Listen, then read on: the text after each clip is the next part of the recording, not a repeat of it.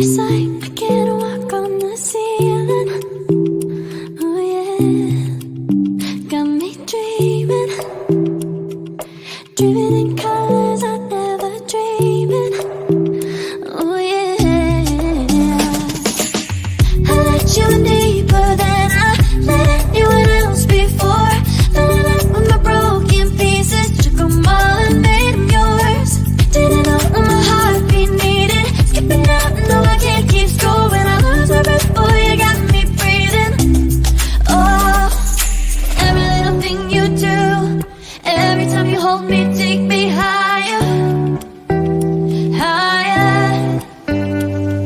Every little thing you do, every time you hold me, take me higher, higher. Oh,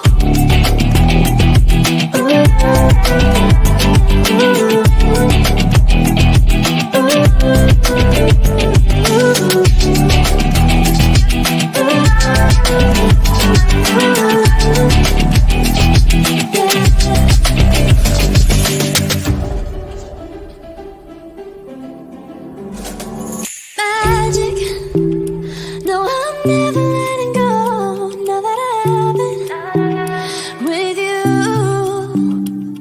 when you kiss me, it's like the stars fall out the sky onto my heart to cover up what I don't wanna show. I let you in deeper than I let anyone else before. Fell in love with my broken pieces, took them all and made them yours. Didn't know what my heartbeat needed, skipping out, no I can't keep score. When I lose my breath, boy, you got me breathing. Oh, every little thing you do, every time you hold me, take me higher, higher. Every little thing you do, every time you hold me, take me higher, higher.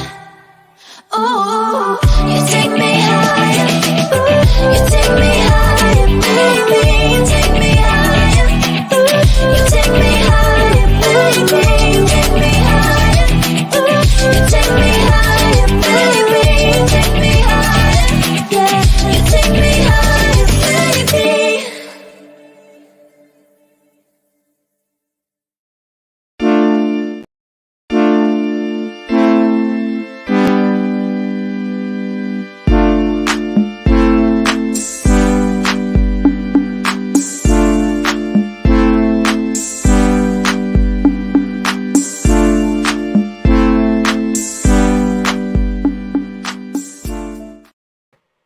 Welcome to Radical Truth to Power, the progressive news show of Let's BS3. I am your host, Marlon Clyde, and along with the whole crew, Theus Robinson, Tracy Carson, and Anna Hart. Today, we will be jumping into the Clarence Thomas saga that has a update to it. We're also going to finish the story that we started yesterday on the Jones and Pearson reinstatement.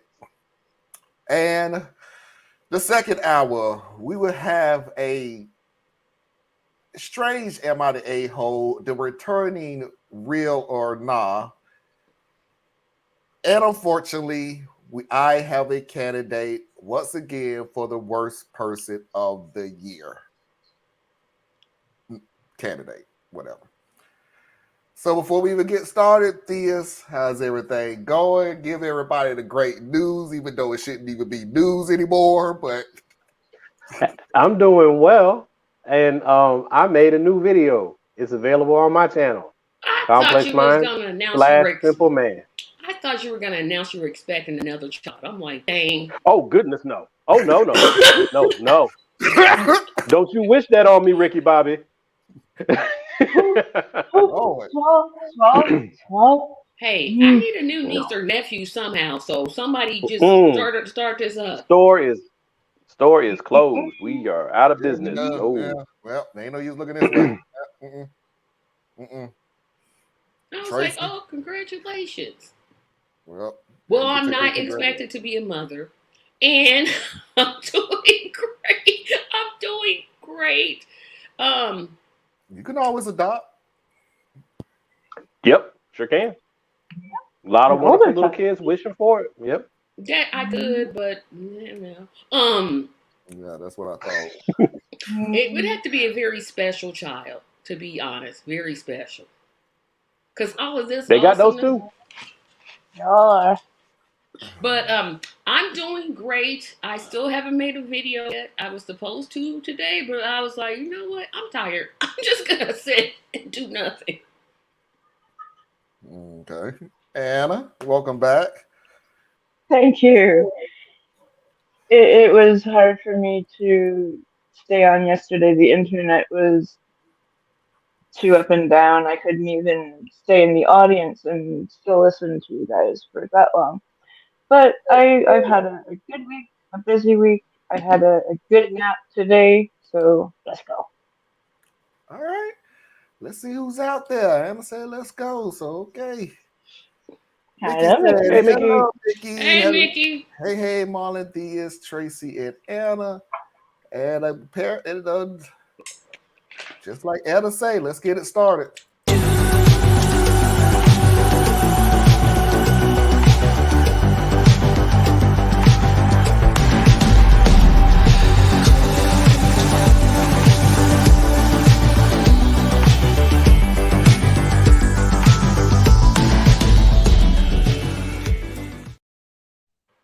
So let's go ahead and jump into the next video on Clarence Thomas, Supreme Court Justice Clarence Thomas, and the situation, the first situation that got him.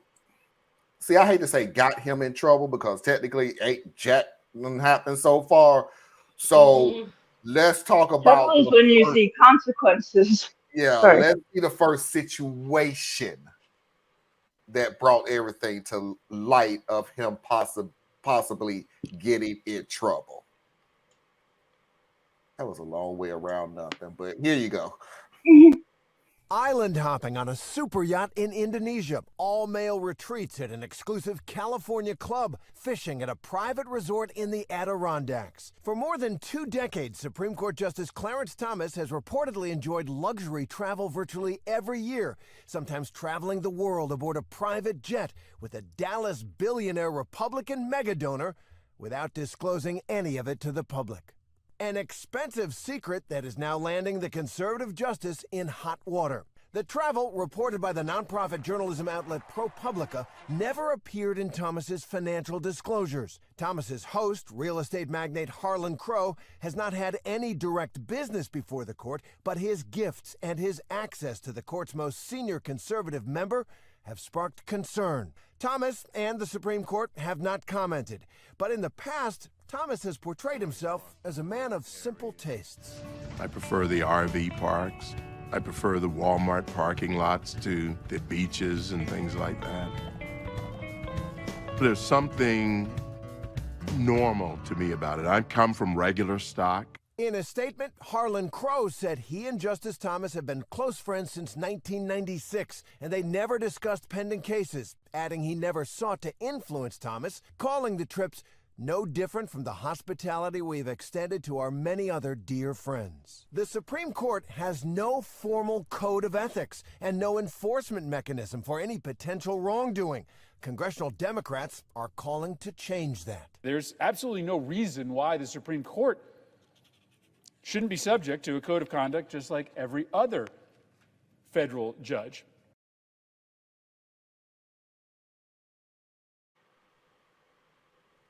Well, that Walmart parking lot sure did improve. You're a Walmart parking lot lie. Guess he got over that that problem with going to beaches. He got over that. Yeah. Even the U.S. beaches ain't even good enough for him anymore. Nah, he got to go hours away now. So here's the deal. So to make something perfectly clear, okay? The reporting is one thing. That is something that justices are supposed to do. It's not a law. It's just an agreement between them and the rest of government that they are to report it.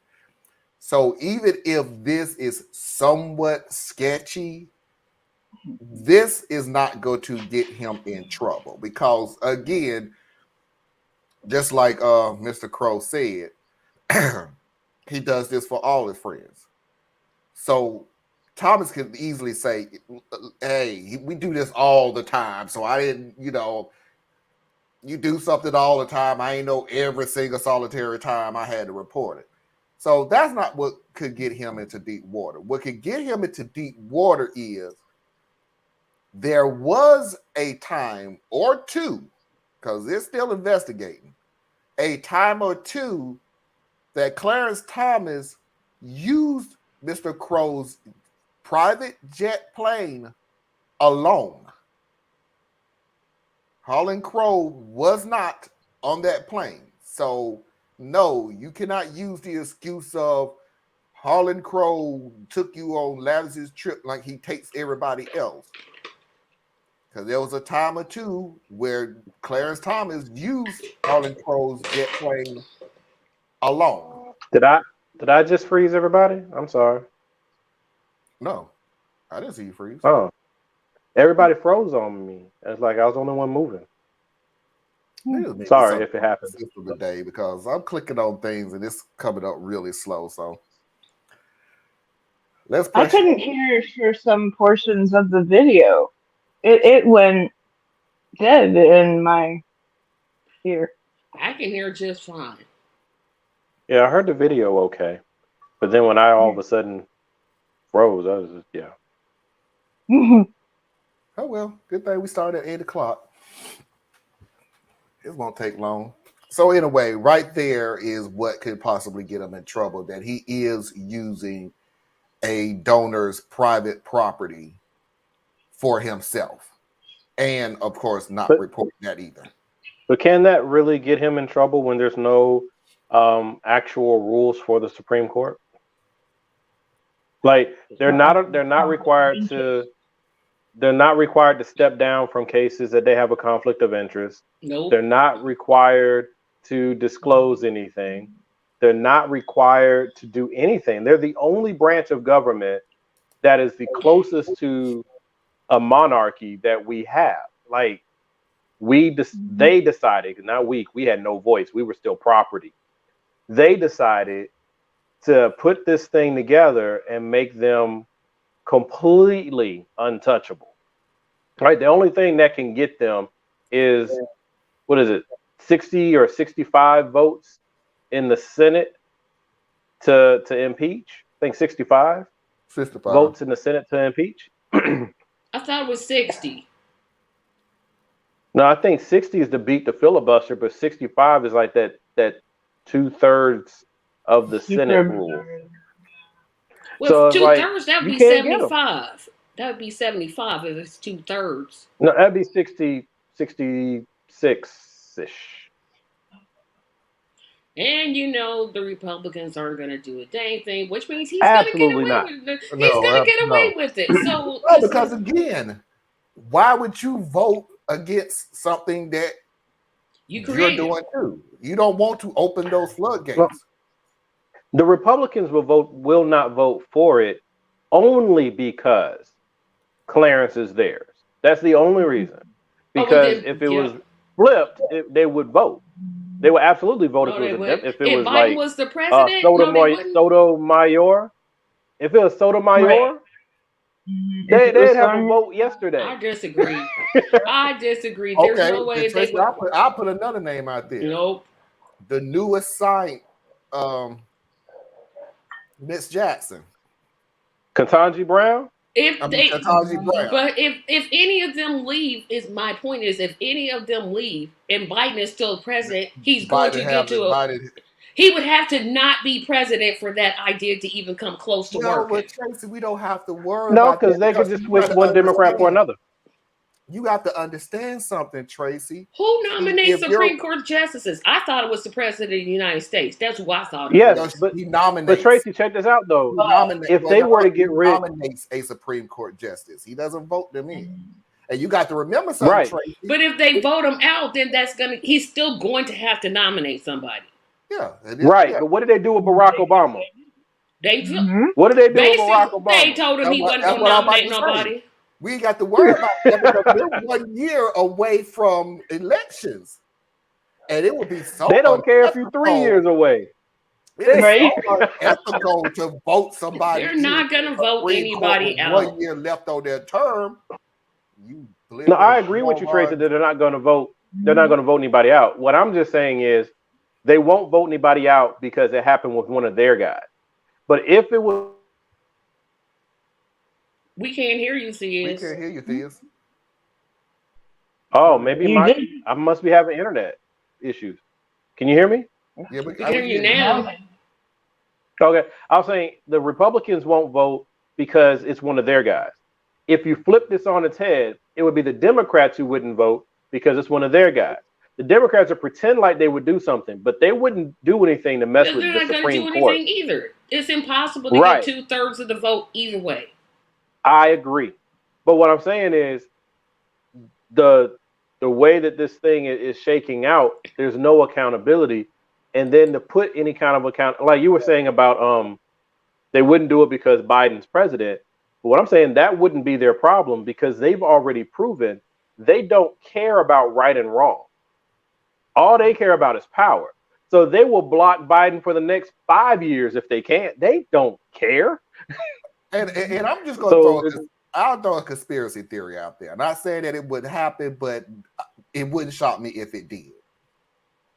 Let's say that they did decide to vote Clarence Thomas off the Supreme Court. Let's just say, hey, he got to go. He's a liability. We can't do this. Blah, blah, blah. I know. Let's use our reading rainbow imagination on that one, but let's give it a shot. But the deal is you have to remember who we're talking about. We're talking about the Republicans. So it's not they're going to do it. It's going to switch to when they do it. And I guarantee you they're going to do it as close to the election as they possibly can. So when they come back now and go, there is no way that the president should be allowed to get a nomination for the Supreme Court, who's to say it was a month before elections? And Trump got his 1, 2, 3, boom. Yep. Because they don't care about right and wrong. No, it's all about winning and losing. And of course, everything that I said, you got to remember that we're dealing with people who will go, oh, that's not true. That Trump didn't do that. Trump had plenty of time. Well, I don't even know what you're talking about and everything else. See, it's not like they don't know that they're doing wrong. They just know how to play their base. I mean, you had Mitch McConnell when Trump was impeached the second time, literally stand up there and say he should be impeached. But guess how he voted? He voted politically. Yeah. He voted the line. These are all mercenaries. They're all mercenaries. They're just there to get rich and score points. That's the whole thing. And the Democrats, this isn't a both sides thing. It's not, because I'm cautious about that. But I don't like either party. So I gotta call balls and strikes. The Republicans are horrible. They're corrupt. They're overly aggressive. They're ideologically driven. They're all the horrible things that can happen in a government. Same time, the Democrats would do their own version. Like, they're not going to try to run over the system, because Democrats don't do it like that. Our party is just way too variable. Like, there's too much going on there. But they wouldn't vote their own out, not if it interrupts the power of balance. Like, the balance of power, I mean. If they could do it after they've expanded the bench and getting rid of one person wouldn't cripple the system, they vote them out on principle. But as long as it's a power dynamic, the Democrats are just like the Republicans. They can be like, nah, we can't. No. And all the while, your boy Santos is still in Congress. Right. That literally. His name is not Santos. I don't know why I had that feel. I'm like, George Santos is not his real name. I'm just throwing it out there. Probably ain't. And it's probably not. But what I'm saying is, his name could be every John time. Francis. It is still like going That's how bad these Democrats are at playing any level of the game. One, you got Schumer and his crew are just too old to be doing it. I'm sorry, they are, right? They too passive, they too whatever. But I don't care what anything the Democrats say, do, or try, and the Republicans come back and say that it's immoral or whatever. All you got to do it every time, George Santos. Thank you. Every single time. Just this dude. Those Democrats are out to do such and such. George Santos. Don't say nothing else. You ain't got to say nothing else. That's it. All right, let's get to the second. This is the update on Clarence Thomas. He's resigning. I literally would have. I know. I'm just saying. I'm just trying for anything. Well, try lower your standards because that ain't it, buddy. That is so far from. Anyway, here's the update on the Clarence Thomas saga. This morning, growing outrage over Supreme Court Justice Clarence Thomas and his financial ties to a real estate mogul. Public records obtained by the nonprofit journalism outlet ProPublica appear to show billionaire Harlan Crow purchased 3 properties in Savannah, Georgia from the Thomas family in 2014. Among them, the single-story home where Thomas's mother had been living and where the conservative justice spent part of his childhood. That is the worst place I've ever lived. My all-encompassing word is gross. I mean, it was putrid. Crow reportedly paying over $133,000 for the home and 2 vacant lots, significantly more than ProPublica reports for other properties that Crow purchased on the same block. Just $40,000 for a pair of buildings bought a year earlier. In a statement to ABC News, Crow said the properties were bought at a market rate with the intention to one day create a public museum at the Thomas home dedicated to telling the story of our nation's second Black Supreme Court justice. Either way, Thomas now faces legal questions after failing to report the purchases on financial disclosure forms. Although Supreme Court justices are not bound by any code of ethics, a decades-old federal law requires disclosure of financial transactions over $1,000. That includes real estate sales. Whether or not this type of ethics violation is going to actually result in any kind of penalty is a big question. We're in uncharted waters here. If you were a normal government official, there's an entire sort of ethics infrastructure to enforce these rules. But one of the big questions here is whether anyone actually has the power to enforce the law when it comes to Supreme Court justices. Thomas's ties to Crow run deep. He's called the GOP mega donor a dear personal friend. ProPublica's earlier reporting of Crow's funding of years of luxury travel and vacations is already raising questions. The justice said in a statement last week he was advised that this sort of personal hospitality from close personal friends who did not have business before the court was not reportable. Justice Thomas has not commented on this latest report, but congressional Democrats are already calling for an investigation. Others are calling for him to step down, guys. Okay, Rachel, thank you. And he'll step down when I hit the lottery. What's funny to me, I heard it was in probably one of those, but it was a longer version. They touched on the rich guy. First of all, Clarence ain't poor, okay? He's been there forever, and he makes over $200,000 a year, and we pay for most of his expenses. The man is okay. But he comes from a dirt poor place, and his rich friend goes and buys his mama's house. And the rich guy in his statement says that they purchased it so that they can make it like a museum in honor of the second Black Supreme Court justice. And he purchased it to restore it and maintain it, right? He said it was garbage. Now, right. So restoring a garbage house, a couple thousand, but they have updated this house, and Clarence's mama still lives in the house. So, it's not even in the house. Yeah, she's still kicking. He bought the house. The rich guy bought the house, upgraded the house, bought some more property. It's all going to be given to the Thomas family, and I mean, basically, this is a clear gift to your mother. This is bribery. Like they done tried to put day. They done put Mama Thomas in this thing. Well, Mama Thomas probably was the one who figured out how to do it all. Mama Thomas gonna say, "No, son, this is wrong." Now, baby, we're not going to do that. No, Mama Thomas was like, "This is what I raised you for, boy."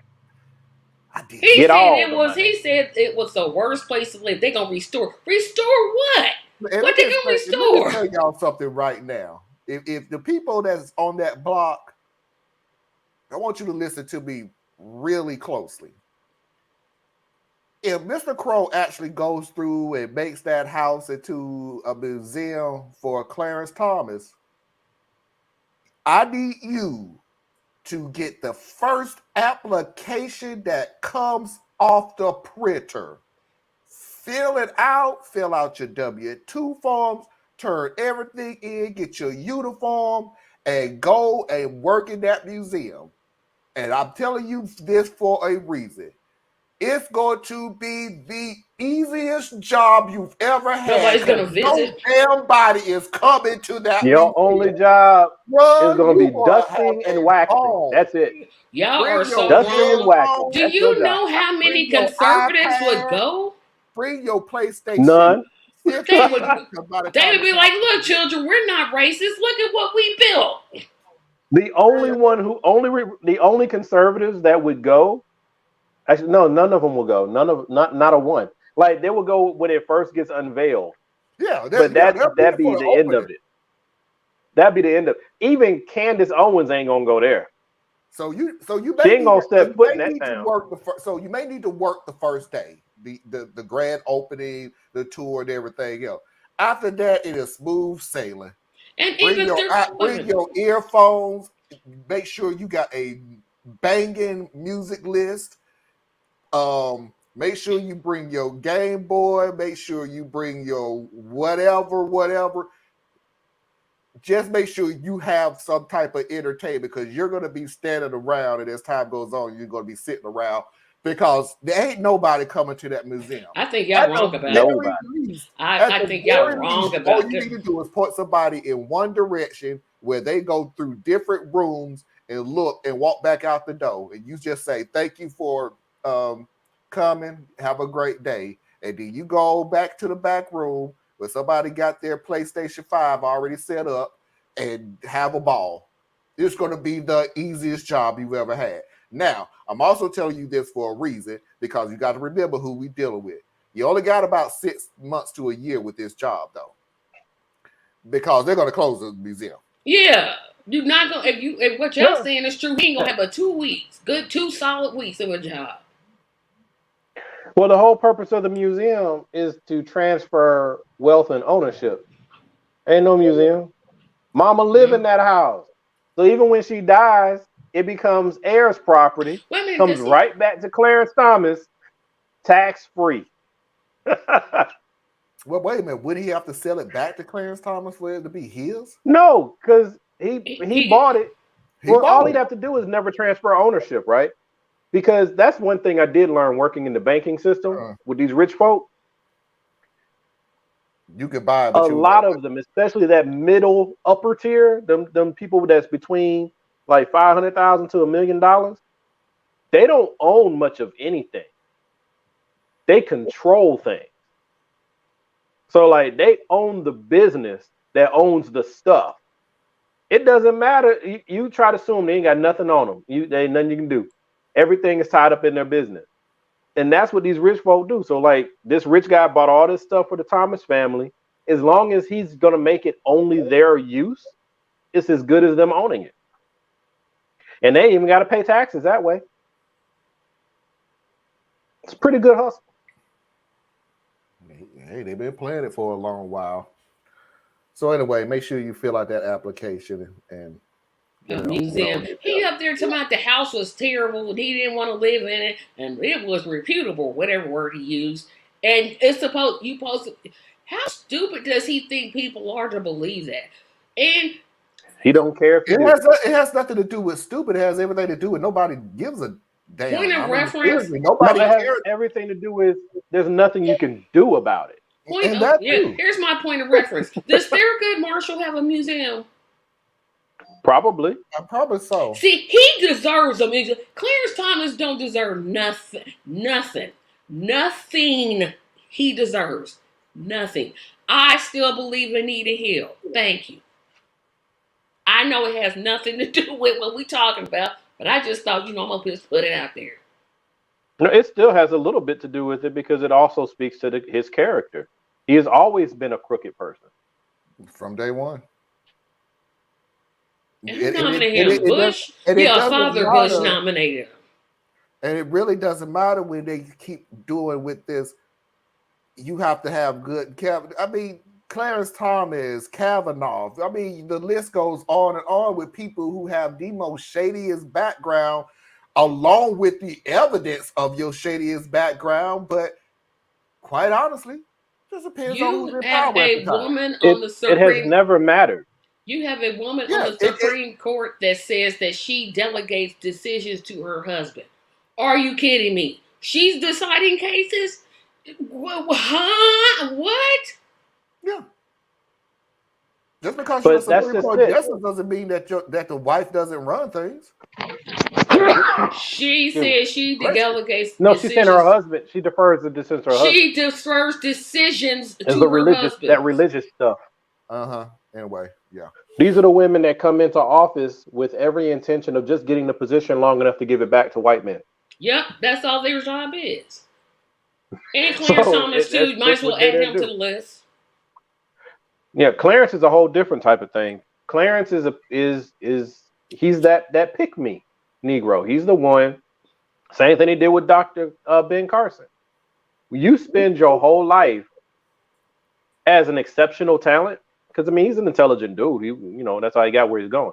But what happens is along the way, you become a token, and somebody chooses you, and they help push you along.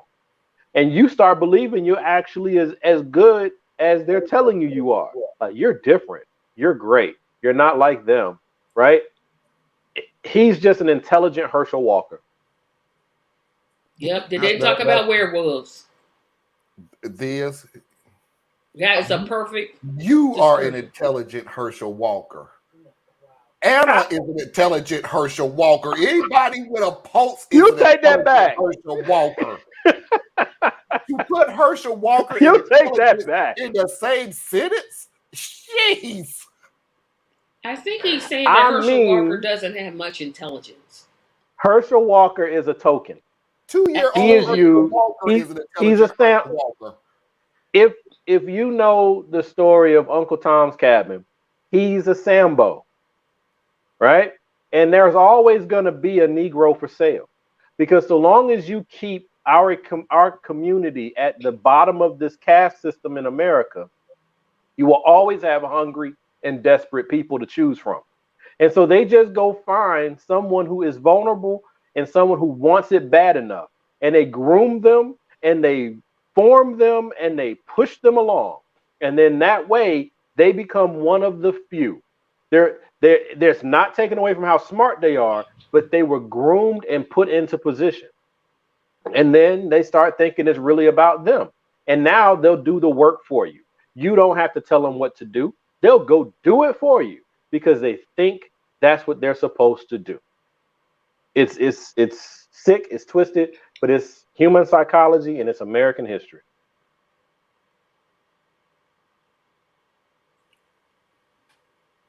USA.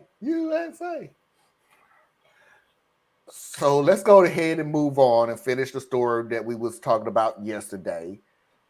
So I could actually finish what I was saying, because I looked back on the video and I was like, you know what? I never got to get to say what I wanted to say. So sorry, it was probably my fault. No, it was definitely your fault, but you gave me some good stuff, though. I mean, you yourself literally, if you look at it, because I put some up already, you literally gave me 3 different videos from the same conversation, but it was 3 different subjects. But we're still talking about the same thing, though. But it was 3 different subjects. So thank you, Theus. Makes my job a lot easier. I need you to pause from time to time so I know when to cut through to the next video, but still. Thank you. So here is what I'm going to start off with, and what made me proud, because the situation with Jones and Pearson getting kicked off the Tennessee state legislation, they got back on, and what I wanted to see is how was they going to react coming back. In other words, the whole point of it was stay in your place, boy. That was the message that was sent. That was the whole freaking point of you doing that.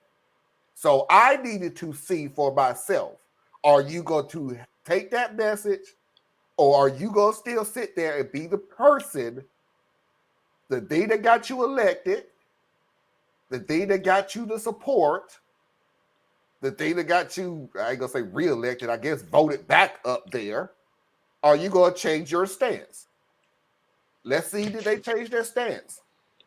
The purpose of this bill is to strengthen the prohibition on the divisive concepts and promote freedom of expression. Representative Reagan, do you not believe that college students are mature enough to talk about issues like race and systemic racism, some of the concepts you want to ban? I believe in God. All else is settled by facts and data. That's not an answer. You call this the freedom of expression bill, but it's prohibiting concepts from being discussed freely on college campuses. It seems like it's based off of white fragility, fears of teaching the truth of history. You grew up at a time where America was segregated. I'm just trying to figure out, how will we be honest about our history? Your assertion is incorrect, sir. It does not prohibit discussing these. Under present law, the following concepts are defined as divisive concepts. Students can report professors, this sounds like fascism. This sounds like authoritarianism. This does not sound like democracy or freedom. And I'm trying to get an answer as to see what is the origin of this bill, but you're being evasive because I think that you don't even know what the purpose of this bill is, besides to feed into this racist narrative that you've been promoting all session. Representative Jones, that's a personal attack and you're out of order. It is not a personal attack, it's a matter of fact. Representative Jones, you made a direct comment to the representative accusing him of something. Representative Reagan, do you believe it is racist to prohibit concepts on systemic racism in the history of America? Once again, my belief is in God. I settle other things with facts and data. We keep bringing up God, but God says in Isaiah 10, woe to those who pass unjust laws that hurt the poor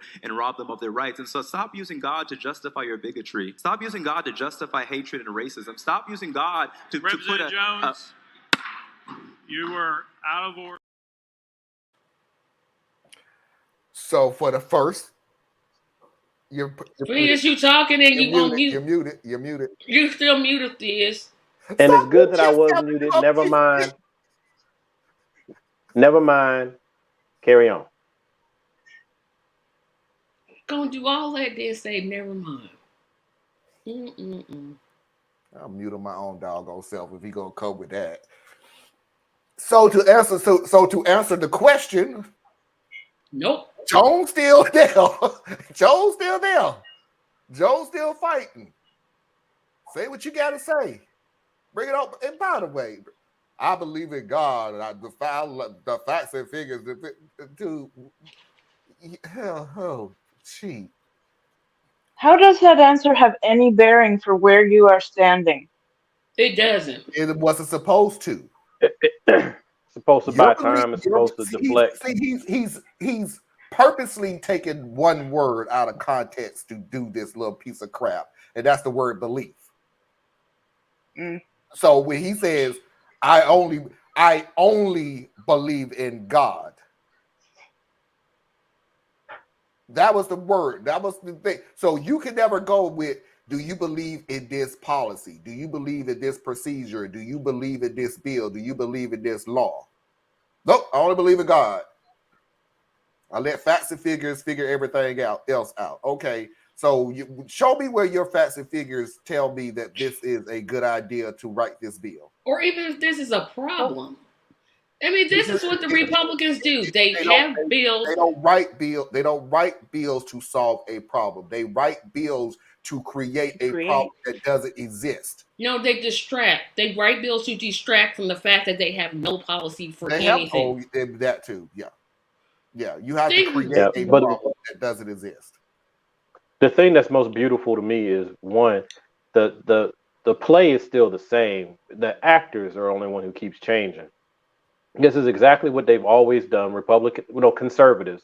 This is exactly what conservatives have done throughout American history. It's never changed. They do the exact same tactic. They hide behind God, but they don't even know God. They act in direct contradiction to everything that God says to do towards others, and then say that they themselves are the representatives of God. They're devils. I'm gonna be real. I mean, I'm saying they're devils not in the way that Elijah Muhammad called them devils. I'm calling them devils because a thing is known by its actions. So if your actions are devilish, you are a devil. So that is why it was so refreshing when, take it however you wish, these two young men are both, if I remember correctly, they're both ministers. So you are going up against someone who knows the word as well, if not better, than you do. So what was so wonderful about that interplay was he didn't take the immediate bait. He said, "Do you believe?" And the guy did his deflection. I only believe in God. Facts and figures to fill the rest.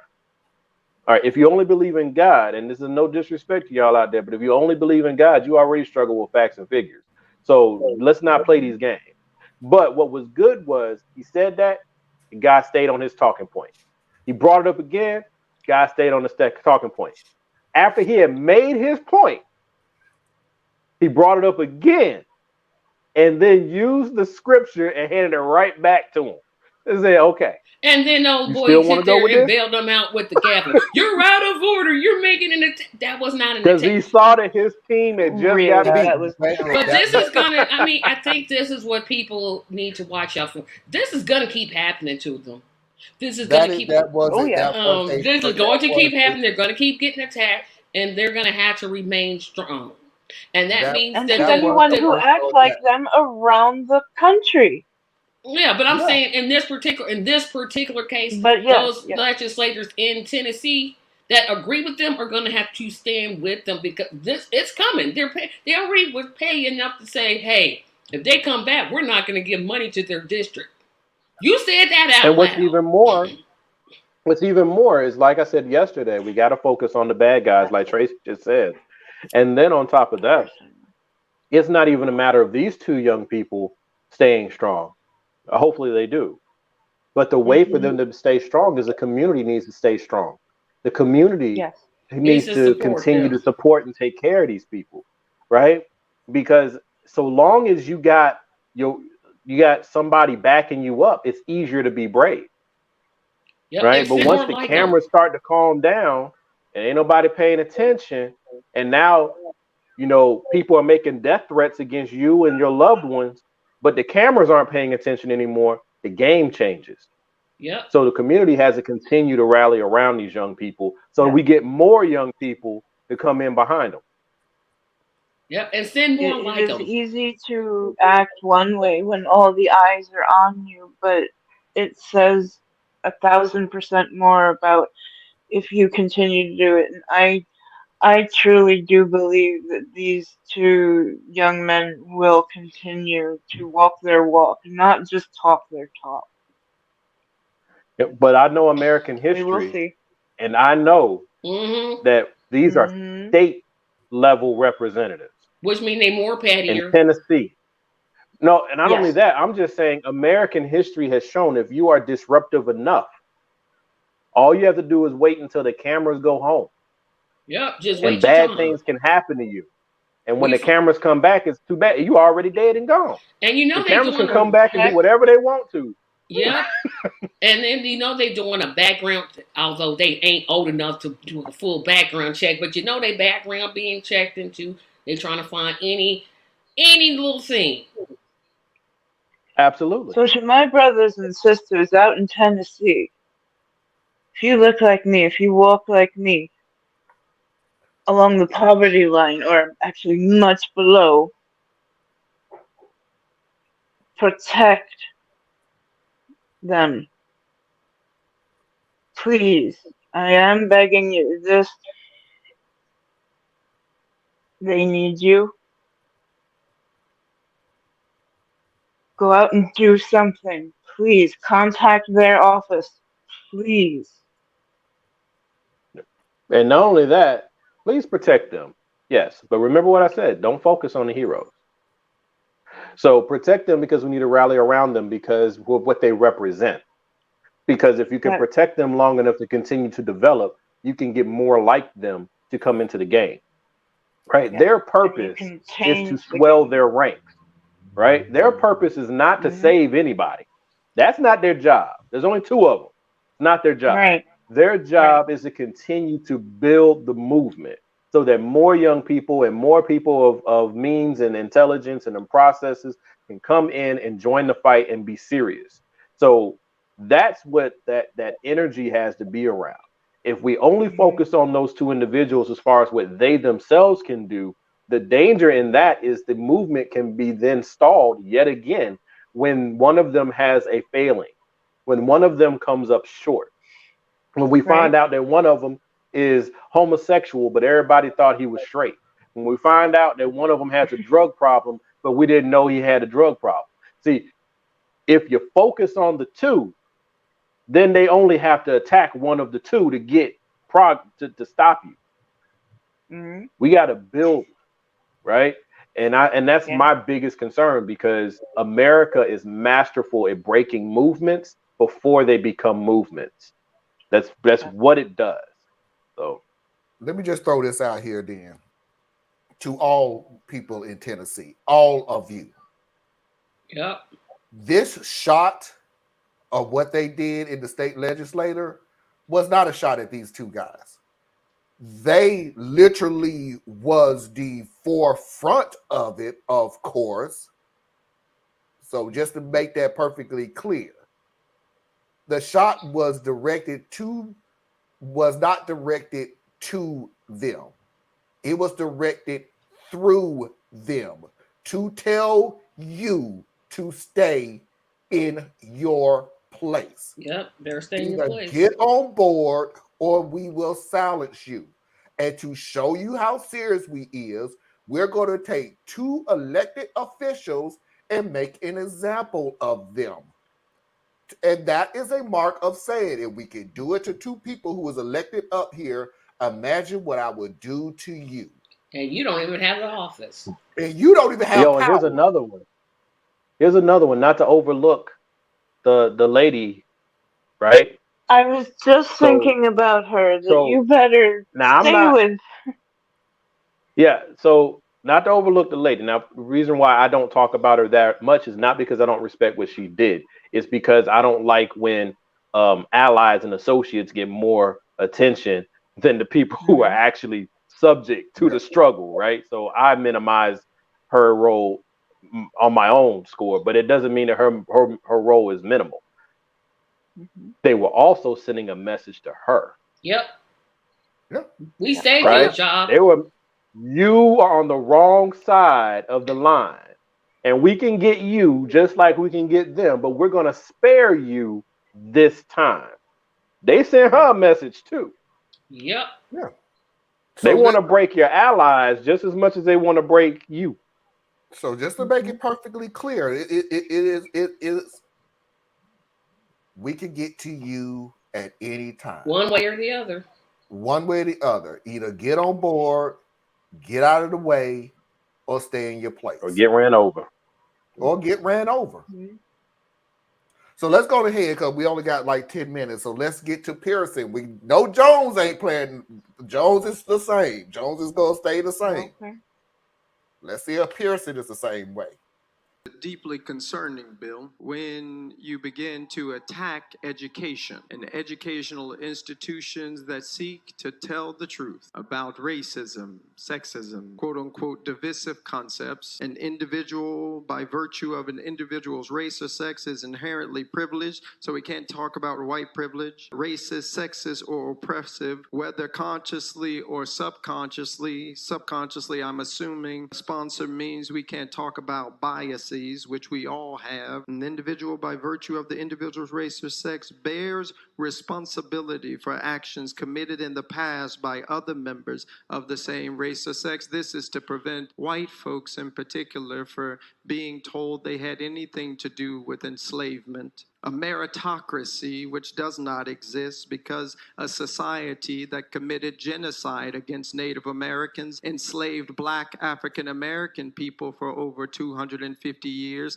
cannot be a meritocracy because we didn't all start at the same place. But you will not be able to say a meritocracy is inherently racist or sexist or designed by a particular race or sex to oppress another sex, despite the fact that in the United States of America's Constitution that we all swear an oath on, Black people were considered 3/5 of a person. Only rich white men could vote, not women. But you tell us those things we wouldn't be able to talk about. The state of the United States is fundamentally or irredeemably racist or sexist, and the reason I'll vote against this legislation is actually because I do believe this state, this country is redeemable, but it is not going to be redeemed or resurrected if we allow the status quo to persist that silences different ideas. It will not be redeemed if we do not have the courage to look at ourselves and our institutions in the face and demand that they do better. It will not be redeemed if we operate business as usual and not do the work of justice. America is redeemable. The state of Tennessee is redeemable. But if we do not do the work of repenting through true education, by telling the truth, or as Memphian Ida B. Wells said, shining the light of truth upon our institutions and upon our lived experiences, which has made it much more likely for you to stand there than for me. If we do not tell the truth about our past and our present injustices, the state of Tennessee, the United States of America, will not be redeemed. This is the work that we should be committing to, not banning people's ability to think critically about how we got to where we are because we're trying to preserve a status quo that has hurt us. But I've got good news. No matter what you do, people always rise. The members' assertions are deceptive and incorrect. However, I'll let it sit at that. Thank you, Mr. Speaker. 73, 25 names. Senate Bill 817 having received a constitutional majority, I hereby declare passed without objection. The most considered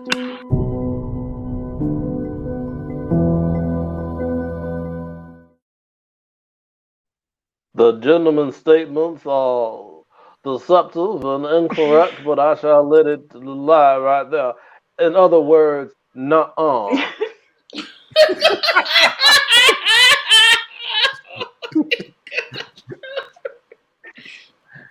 I was going to ask at the very end, that's very small for me to read. Tennessee Pollard, and I can't remember what the last part of it was, so I'll look it up later and find out. No. You might as well. That's all he had. Drews was like, nah. You know how old you are when you get to a point in your age where you know you are the most whitest, racist, elitist individual in the world, where your lips don't even move anymore. You just like grumble words. You mean like Mitch McConnell?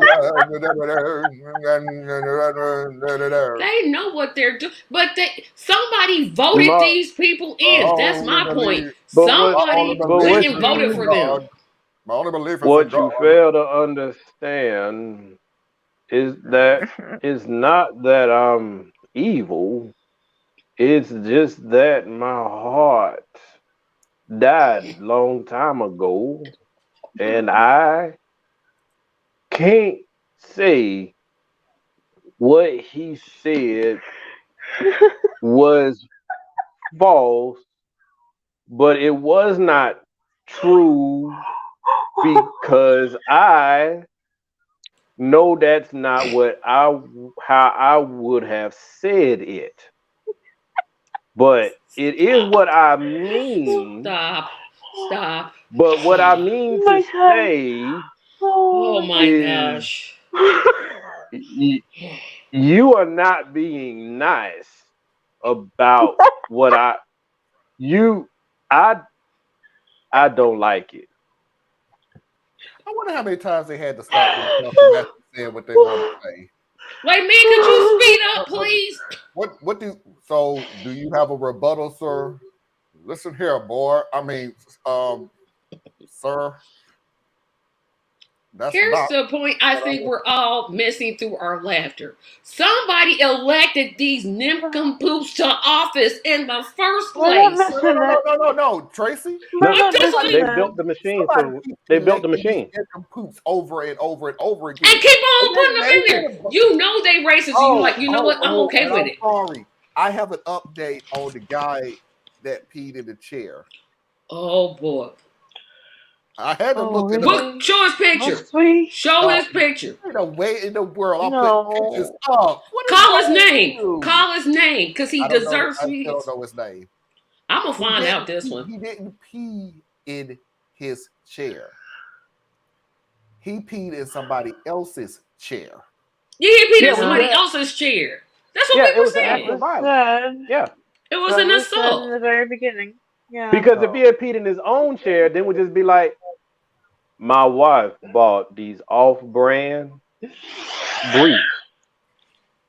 And had she had used the depends, I would not depend on great value, because there was not great value in what happened here today. But that's something critical race theory don't have the balls to tell you. And I'm not woke. See, and I'm definitely the thing I say about critical race theory is that it is critical about race, and the theory is racial. So to protect you from this racial theory, we must be critical of critical race theory. And you got to understand one thing about critical race theory. They don't want to tell you. But I'm going to tell you because they don't want to tell you. No matter what, notice how they say theory. Not facts. It's a theory. They don't even know the real answer to everything. It's just their thoughts. And what are their thoughts? Racist. Yeah, it makes white people feel bad. To be racist, and it's offensive that you call me racist for being racist. And when you start talking about racism, and it was a theory about racism, what was the first place they went? It was critical. But they don't want to tell you that. They don't want to tell you that. They don't want to tell you that. But here's why I blame the left. Because it just moved. They just changed terms, right? So then it's like I can't take no more. So it was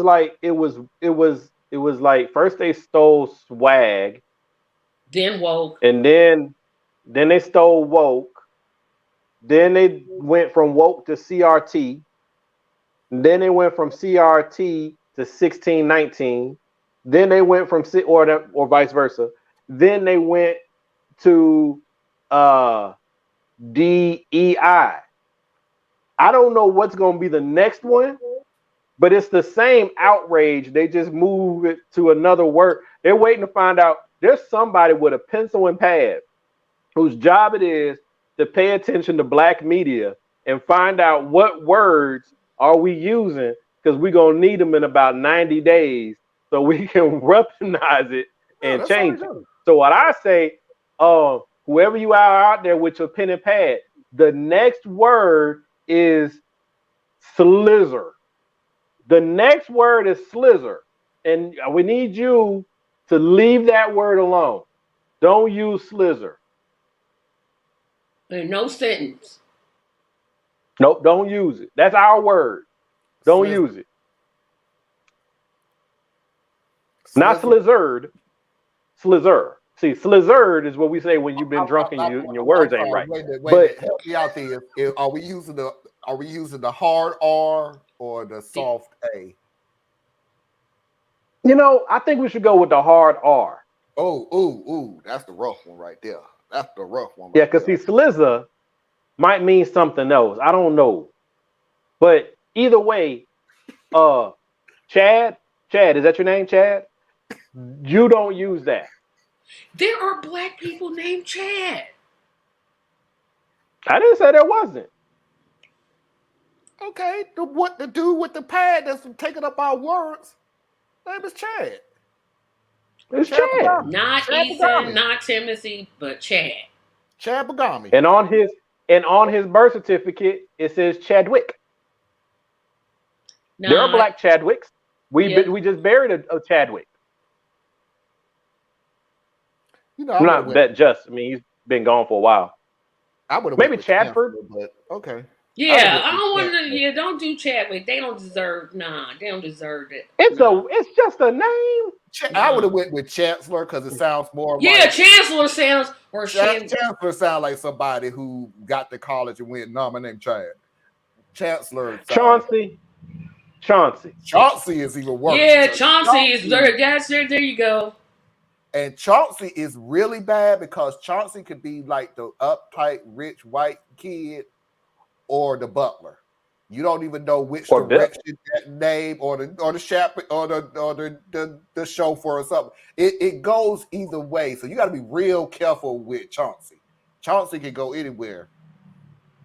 Yeah. All right. So either way, just don't use Slizzer. Don't use that. With the hard R. Slizzer. With the hard R. Slizzer is okay in context. But don't use the hard R. Yeah. Can't just let them be out here just ransley-pansley using it. We gotta protect you. Look, we gotta go ahead and take our 3-minute break before we kill Hannah. Because Hannah's dying over there. Oh. So we're going to take our 3-minute break to reboot and refresh, and we will come back with Am I the A-hole, real or nah, worst person of the year candidate, and of course, Foxy videos of the week. So stay tuned.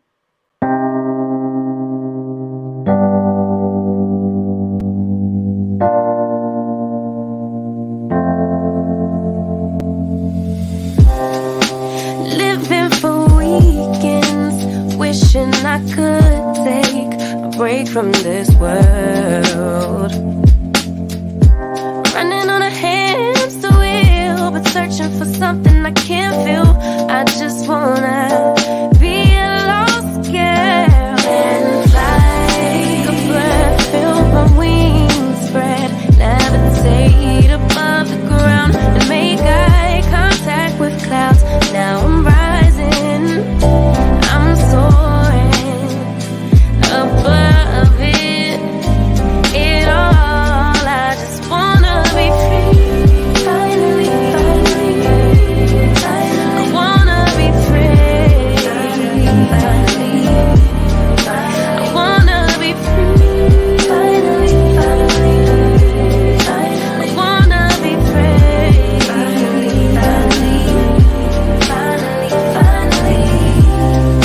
I always stay dreaming, never imagined I lose my spark. Living in this crazy time, putting back the pieces of my mind. I know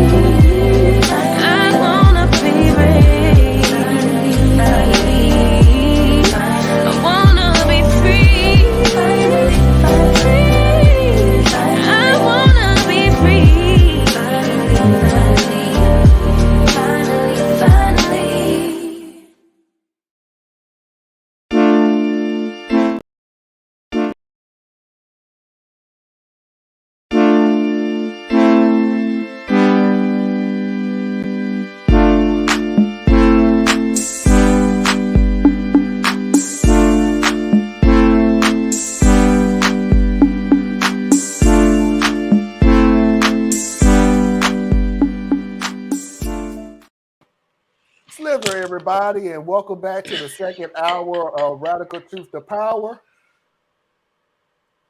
As always, we're going to go ahead and pay those bills. Please do not forget to go to patreon.com/a better Tracy media page. Help support Tracy in all of her endeavors. Please do not forget to go to patreon.com/a complex mind. Help support Thea's in all of his endeavors.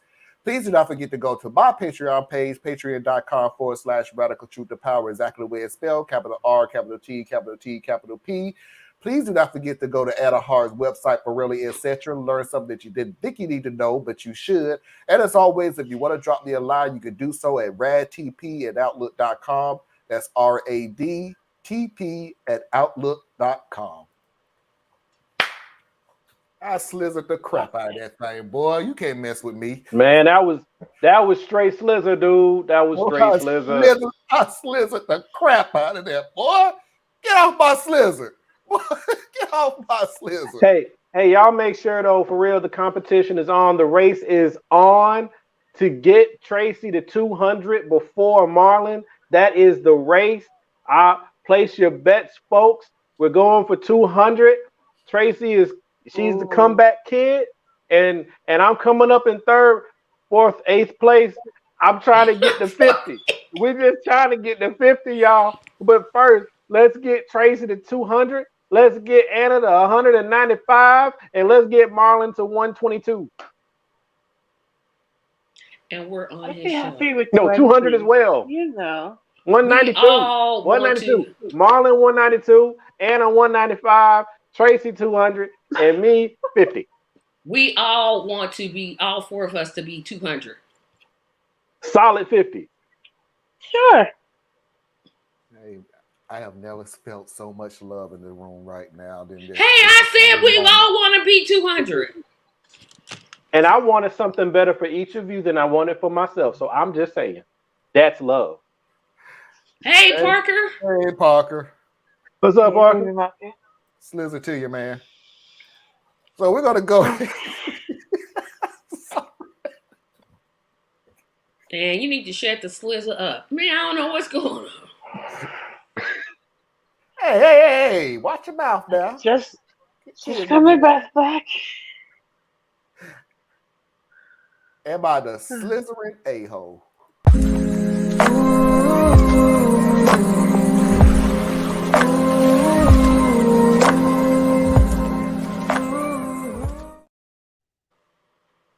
Go ahead and answer him, Tracy. Go ahead. So it's what not happened? So much that I think this person is or is not a-hole. I wanted to play this story because it's more or less portray that when and this is my opinion of this, okay? I'm glad I got Anna on here, so maybe she can opine on a little more in depth on this than me. That mental health is really, really real, even when materialistic, there should not be a reason to have it. So just keep that in the back of your head. You'll understand after you hear the story.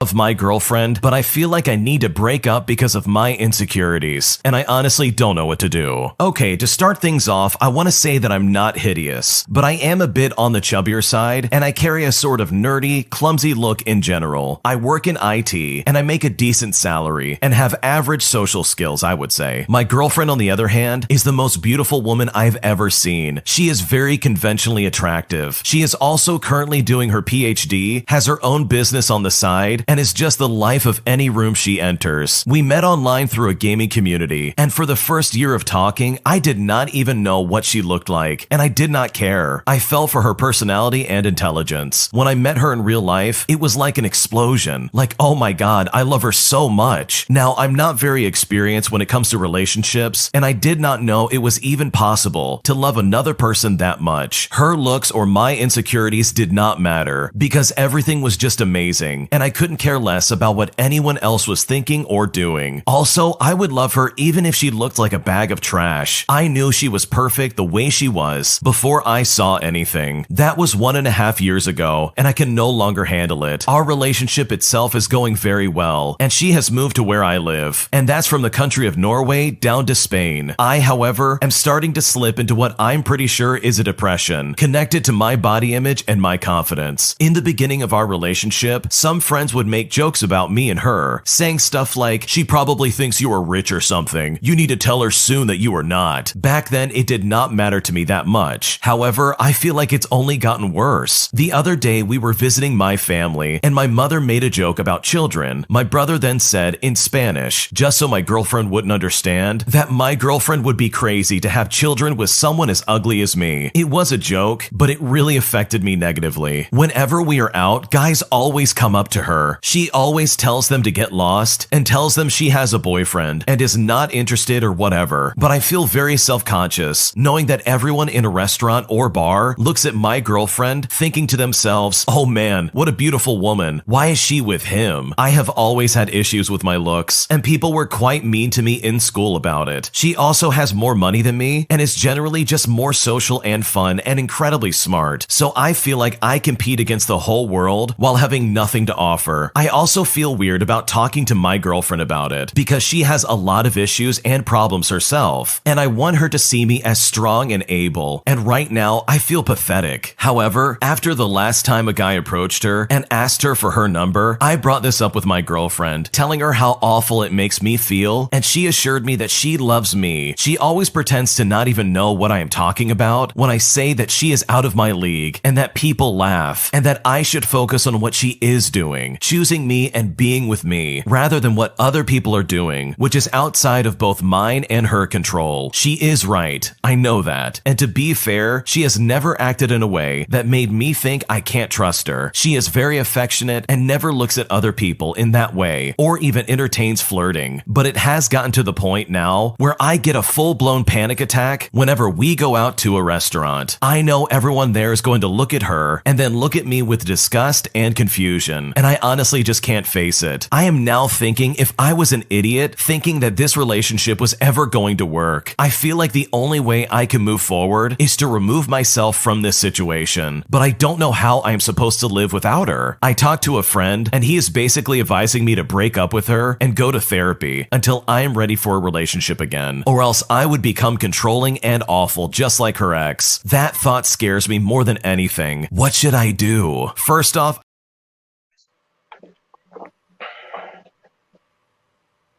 well, just I'm going to be insensitive, so somebody else do this one. Words matter. This is Am I the A-hole? Yeah, sissy, I'm the No, Yeah, it doesn't fit the a-hole story, but it's not about the a-hole type of story. I just wanted to play this story. So sorry. This is not real or not. Wait a minute. But wait, there's more? No.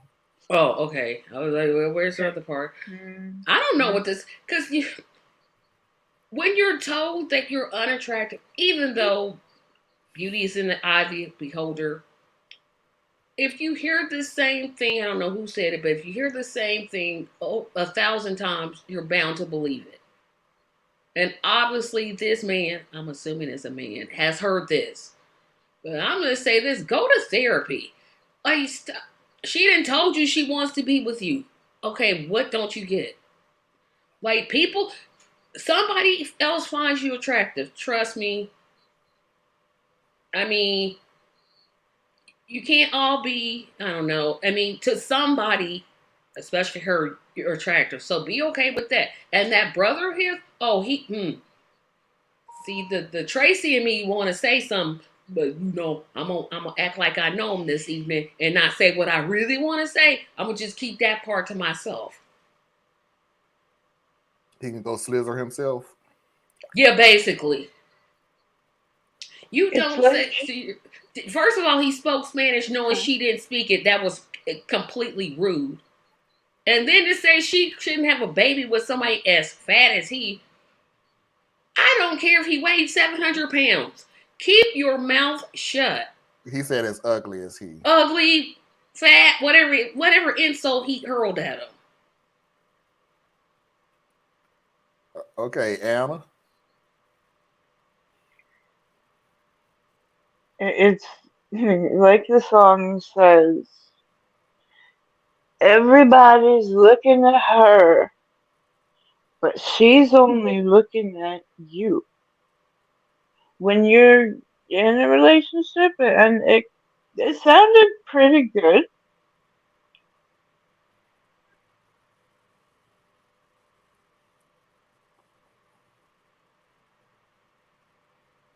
I mean, dude, she's giving you all kinds of.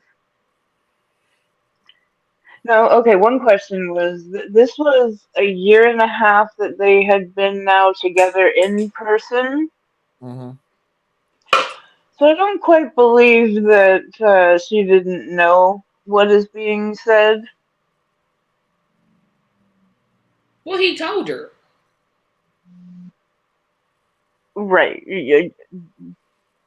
But she said to him, she made out like she had no idea these things were being said. That's to protect his feelings. And that's right. Okay, it keeps coming back to. It sounds like both of them actually could benefit from.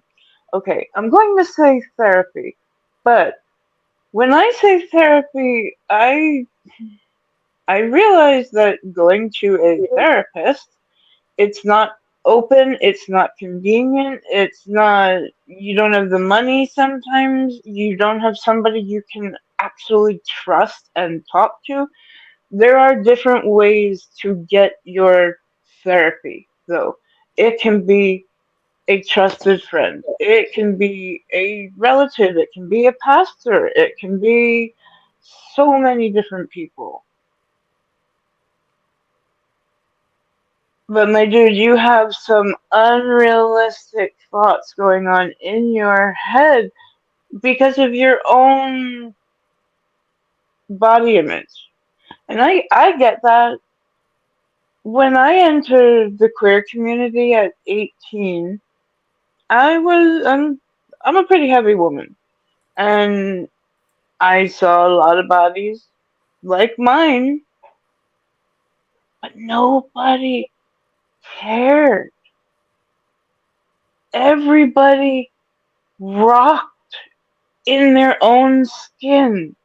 The confidence that came from some people who society at large would not deem pretty, beautiful, gorgeous, handsome, all the things.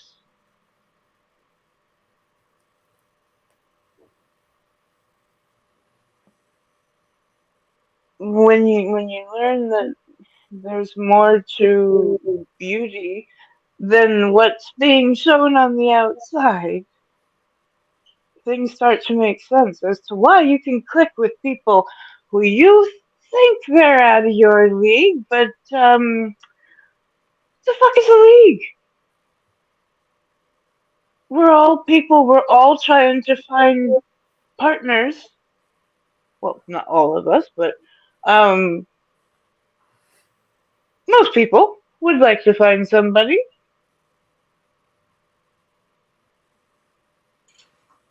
But you have some. There are mental health red alarm bells ringing off all throughout this guy's, and I assume it's a guy as well, through his story. Just no confidence, hates himself, it almost seems. And you know, I'm actually going to go with Tracy that you should, and with the friend, you should probably break up and learn to love yourself. Oh, I didn't say that. I say he stays with her and tells all them people that say he's fat. Oh, well, look at what this fat man got. Now, what? Oh, I'm sorry. It was the friend of his that said he should break up with him. I'm sorry. What are you bringing to a relationship if you are so invested in what you cannot bring rather than what you are doing together? It's complicated. Body image, it's complicated. We all get different things thrown at us. Life is complicated.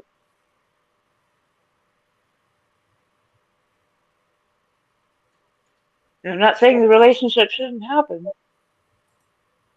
You got some stuff to work out.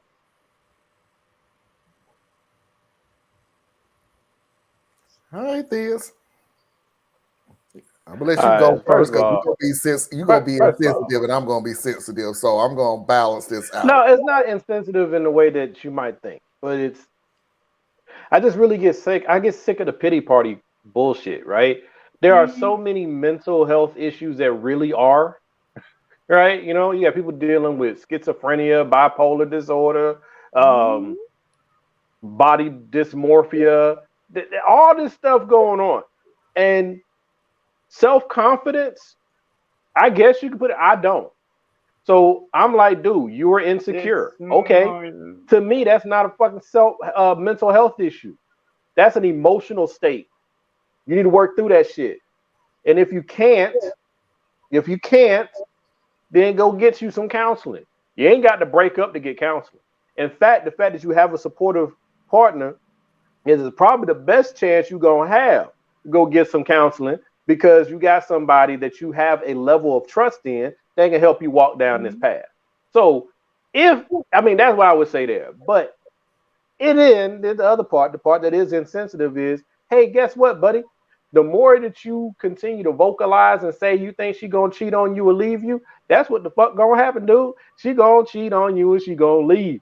Or you're gonna be so convinced that she's gonna do it that you will be the one that cheats on her, because even with your self-image problems, you are gonna want to do a heat check to see if she's mistaken, or if you actually are this or that or the third, and then you go and mess up. So I just ain't got time for it, man. This is like a normal relationship. You got a girl that at that moment in her life, she wanted a smart, geeky dude, and she fell I'm not gonna say fell in love because I don't know where they are in their relationship, but she fell for your personality that was able to shine through because your physicality was not sitting there staring her in the face. And it wasn't a distraction for you, and it wasn't a distraction for her. So she was able to get to know you. So now you got somebody who likes you, and you have yet to find a way to like yourself. So you keep trying to project onto her. I don't consider that a mental health issue. I just don't. I think that's normal human behavior and normal human development. He doesn't have a lot of relationships under his belt, like he said. So he hasn't had a lot of practice at figuring out how to be with someone else and the complexities that come with it. So he's just immature in this particular arena. And you work through it, right? But how do you learn how to be a player? You get played. How do you learn how to deal with being cheated on? You get cheated on. How do you, these are the things we learn through relationship. But did the brother have to say she wouldn't want a baby with somebody as ugly as you? I'm glad you bring that up. First of all, that's his brother. Brothers say all kinds of stuff to each other. All kinds. And when the chips are down, his brother's going to be the one that's going to be there for him. So brothers say all kinds of stuff to each other. We call each other stupid. We call each other ugly. We call each other fat. And the funny thing is, he can say that because guess who's related to him? Guess who shares his DNA? So I'm not saying it's all healthy, right? You can have unhealthy sibling relationships. But what I'm saying is this brother, from what I picked up from this little snippet, he took a shot at his brother, but he didn't take a shot at his brother in front of his girlfriend. He very well could have said it in English. Yeah, he did. But he said it. He said it in Spanish. He did take it. He said it in Spanish. She was there because she didn't know it. Exactly. Right. That's the point. That was him being considerate. That's not considerate. That's rude. Tracy, if you'll hear what I'm saying. So she wouldn't understand. That's the equivalent of not saying it in front of her. She was. Oh, y'all stretching that one for me. I'm not stretching it. I'm sitting here telling you that's why if you have friends who speak other languages, I don't know. Do you have any friends who are like bilingual or speak other languages? Yes, I have friends who speak other languages. Sometimes they have conversations and they'll break into Spanglish or they'll break out of straight up Spanish because everything ain't for everybody's ears. But it occurred to me to say it. So I'm going to take a jab at my brother because I like watching him be uncomfortable. So I'm going to say something to him, but I don't want to mess with his relationship.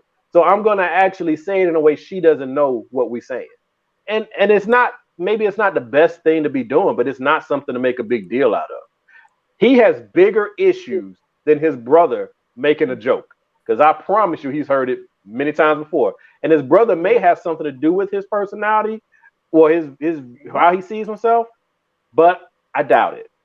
He probably gets it from something more than that. He probably gets it from being out in public and constantly measuring himself against other people and thinking that other people are doing the same thing to him. I've seen it way too many times. Whatever your flaw or concern is, you turn around and you project it constantly. And you think that people are seeing you the way that you're doing it, and they're not. They don't even care about you. They don't acknowledge you. You just another person talking to them. But because you have a problem, you think they see your problem. And then it creates a new problem. He can destroy this relationship with this girl just from what he's doing to himself. Oh, yeah, now that I agree with. Okay, here's my take. And if he really want to lose weight, lose some weight. If he can't, come to grips with the fact that you tried and this is where you are. He said everybody can't be a size 6. Did you say size 6? 6. Size 6. I was like, wait a minute, men that size 6, that ain't men don't measure themselves like that. Right? Only women. Yeah, everybody can't be a 28-inch waist. Yeah, okay, thank you. I'm like a 6. But men don't measure themselves like that. Because 28 is considered slim, right? Yeah. 20 to 28, 35, somewhere in that range is considered slim. Ain't no 35. You cross over 32, you start to head out where I'm at. But Marlon, he up there with that 26-inch waist. Man, I ain't touched 20. Anyway, the point is,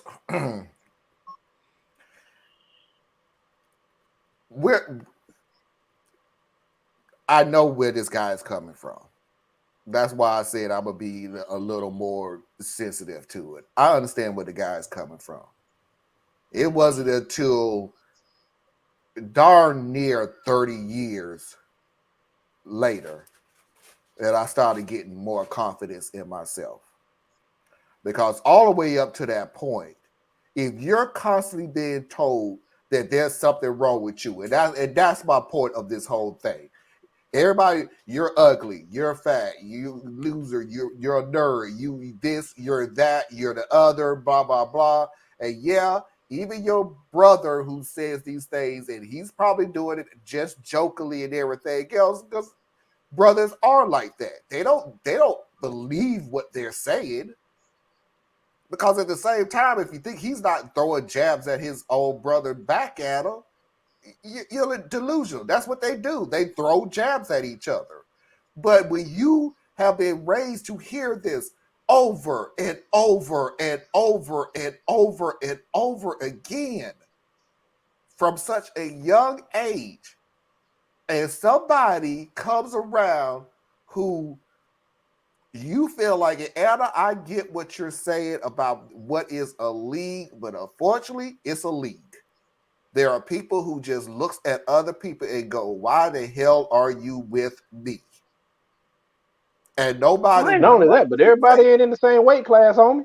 And I don't mean that by numerical. And maybe she liked thick men. No, I don't understand exactly what you're saying. Weight, looks, academics, economics. When you have been told something over and over again your whole entire life, and then somebody who you figure there is not a chance in hell this person would be interested in me. Because we can start off from the very beginning. Not interested, because some people's self-esteem is so low, I can't believe this person is even talking to me. And I don't mean talking to me as in boyfriend and girlfriend. I mean talking to me like holding a conversation. Like, hello, how are you? Whatever. Hey, how you doing?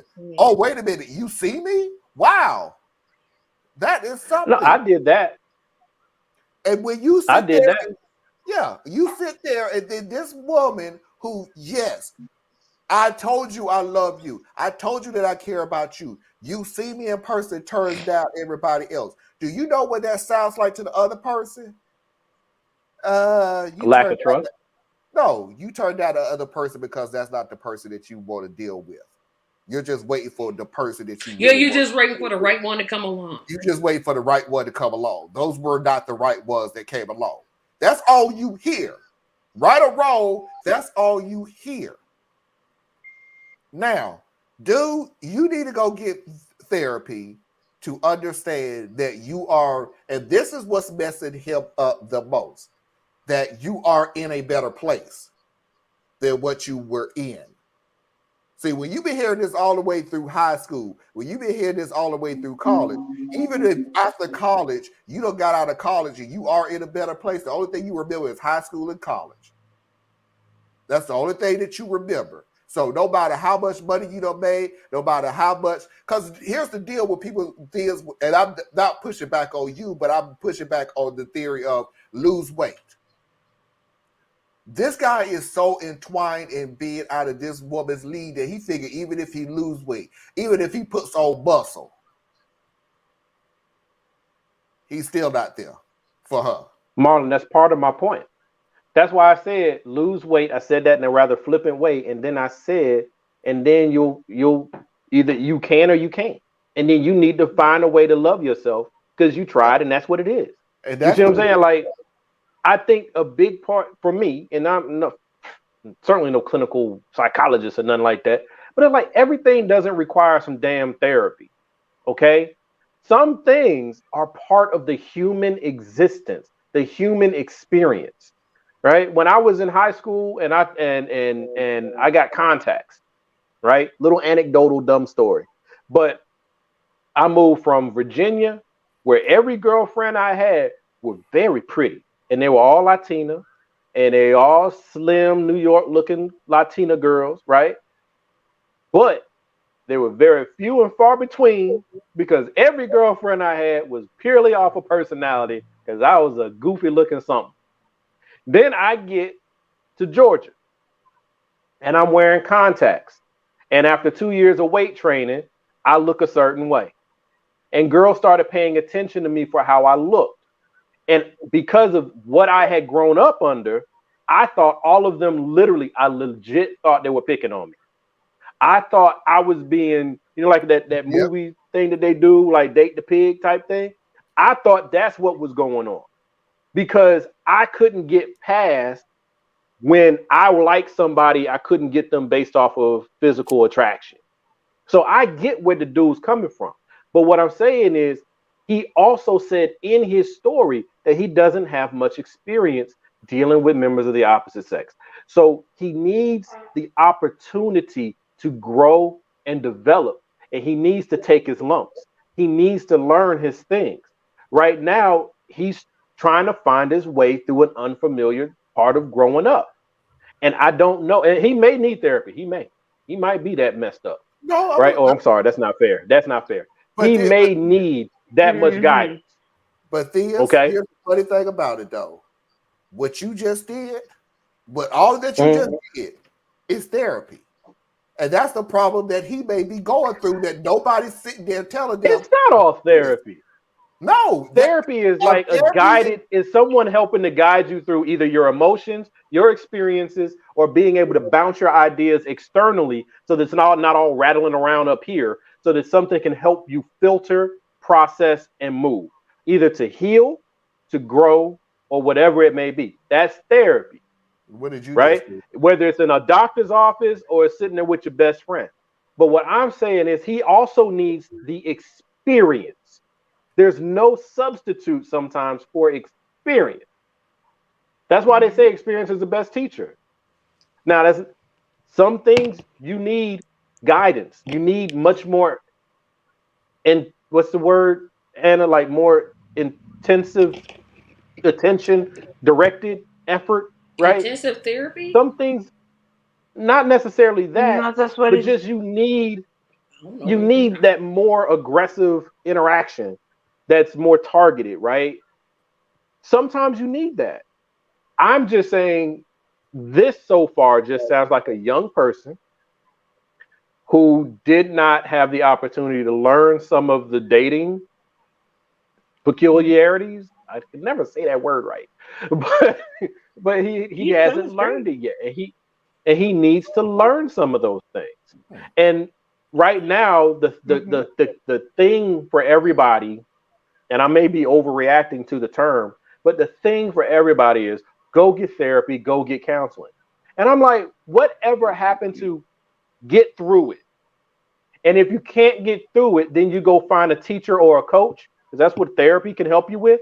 You go get a teacher, you get a coach who can help you be like, all right, well, look, you tried this. How did you feel about it? How did that work out for you? Right? Teachers and coaches do that for you. But first, before you come to me talking about what you can't do, can you at least try? So this young man has finally got him a beautiful girlfriend. He thinks he thinks because I have the building blocks of what everyone tells me I should have, I should be happy. And he's not. Why am I not happy? Right? So he needs, I don't know what he needs, but I don't know. Whatever. Good luck, dude. I just hope that your path of figuring yourself out isn't at the consequence of her, that you don't cause her damage trying to find your way to being healed. Because some girls like funny looking dudes. Yeah. I've known some really, really beautiful girls over the years. I have gone to clubs and I have told people this for the longest time, when they have these heavy-set women walking to the club wearing tight clothes, wearing the shoes that knits up and everything is flowing out and everything else, and people sit there and go, oh my God, why would you wear that? Oh my God, that don't make no sense. Oh my God, why would she come out looking like that? And I tell them the same thing, because it only takes one person to like something like that. They're not dressing for you, because obviously you don't like it.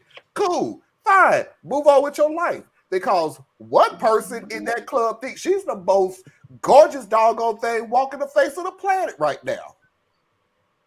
Everybody ain't hunting the same thing. And I think that's one of the things that high school couldn't teach this to me, but college did. Because in high school, I couldn't figure out why I couldn't figure it out. But when I got to college and I learned, I don't care how strange you are. I don't care what you into. There's a whole group of people that are into the same thing you are. Look, I'm telling you, if Anna think about this. You anything on this show, if Anna hasn't taught you anything ever in the 3 years we've been on this show, there's a group for everybody. It literally is. Many times. And one thing that we're trying to say in the pro mental health communities is to broaden what we think of as mental health. It's not just schizophrenia. It's not just bipolar, ADHD, what we think of as really serious conditions. It's also depression. Right. And that comes in a whole spectrum of itself. And But what we're I have a trying to question, say Anna. with, okay. No, please finish your thought.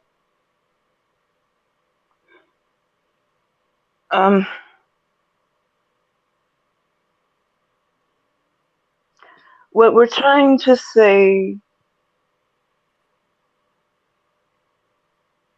with go to therapy, quote unquote, which I explained before is not necessarily go to a therapist, is that if we get into our heads that taking care of our mental health from a time when it is possibly a small issue and not letting it grow into a big issue where it will one day become a problem where it affects the quality of your life. And that's where I would say that this crosses over into negative mental health, that he has a problem.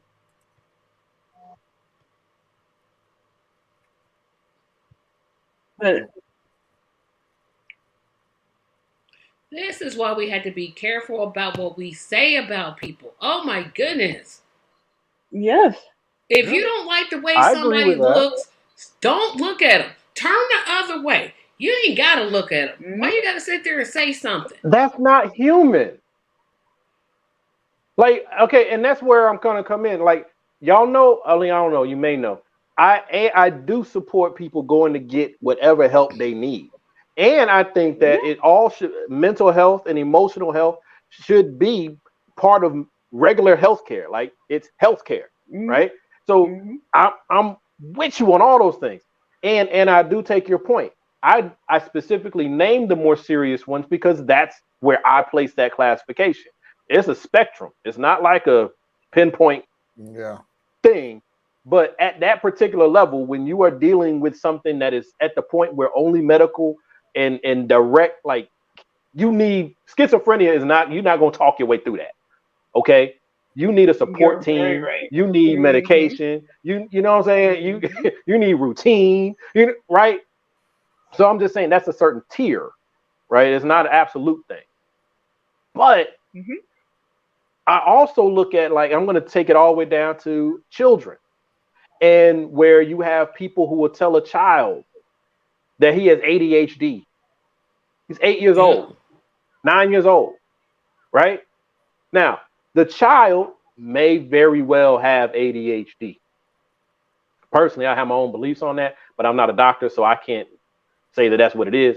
But the child may very well have ADHD or all the symptoms thereof.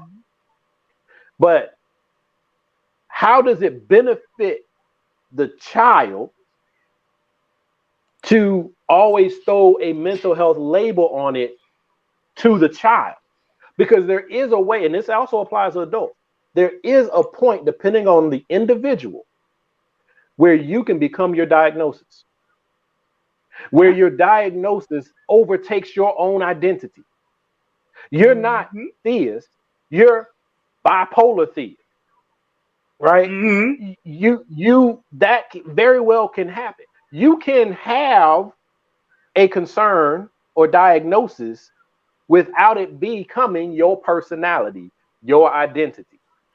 And so where I'm clumsily getting to is, like, it just feels like we've gotten away from certain things are part of the human experience.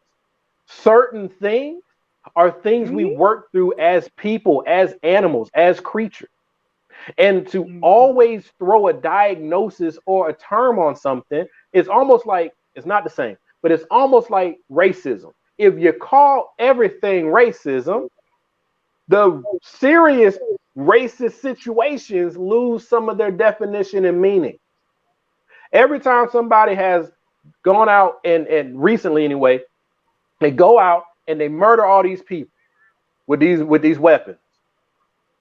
Before you know anything about their medical history, before you know if they've ever had a day of counseling, a day in their life, what do? They call them mental health issue, mental illness.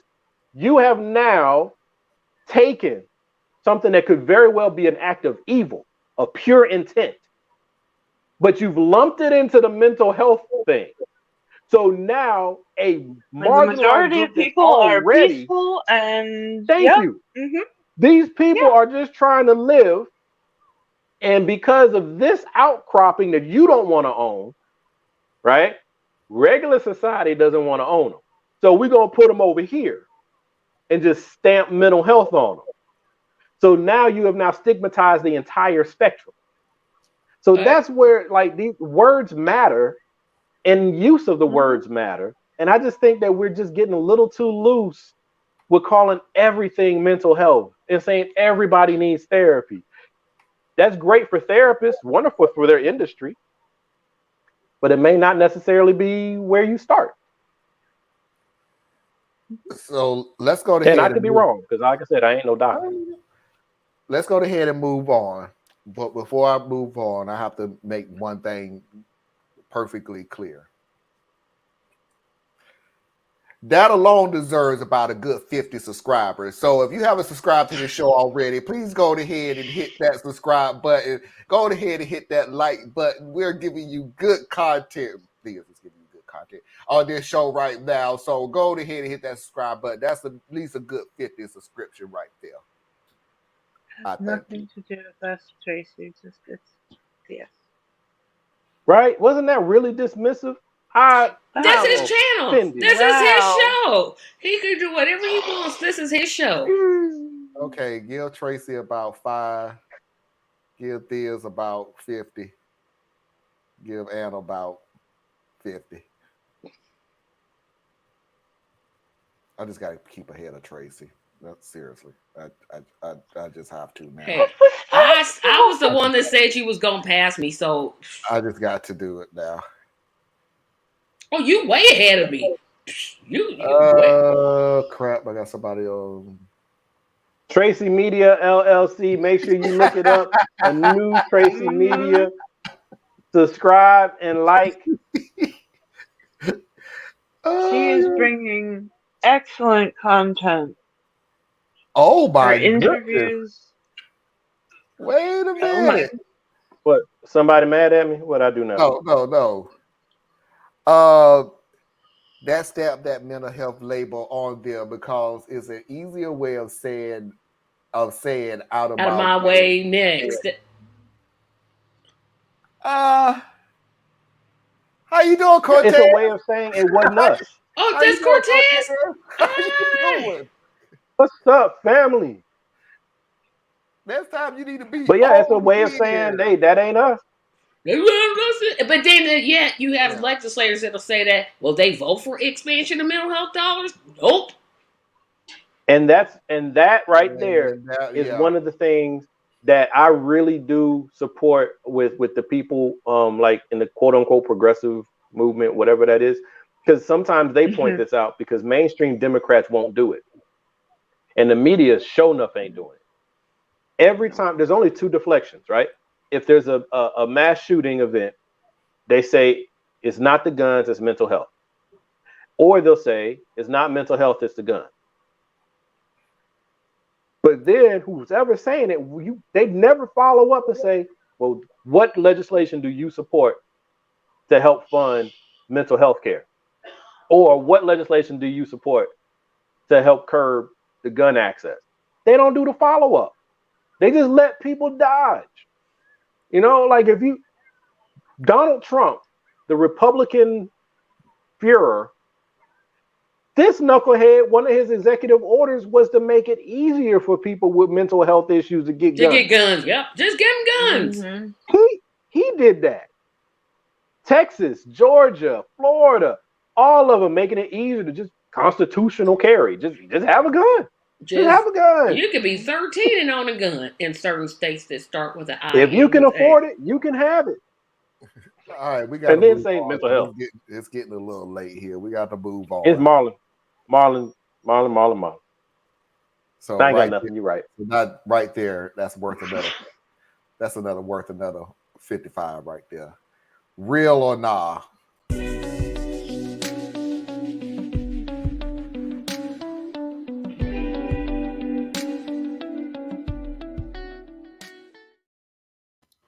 I've been dealing with these group of people for the longest time, so I know what is portrayed as real and what's portrayed as nah, which is why I picked these stories.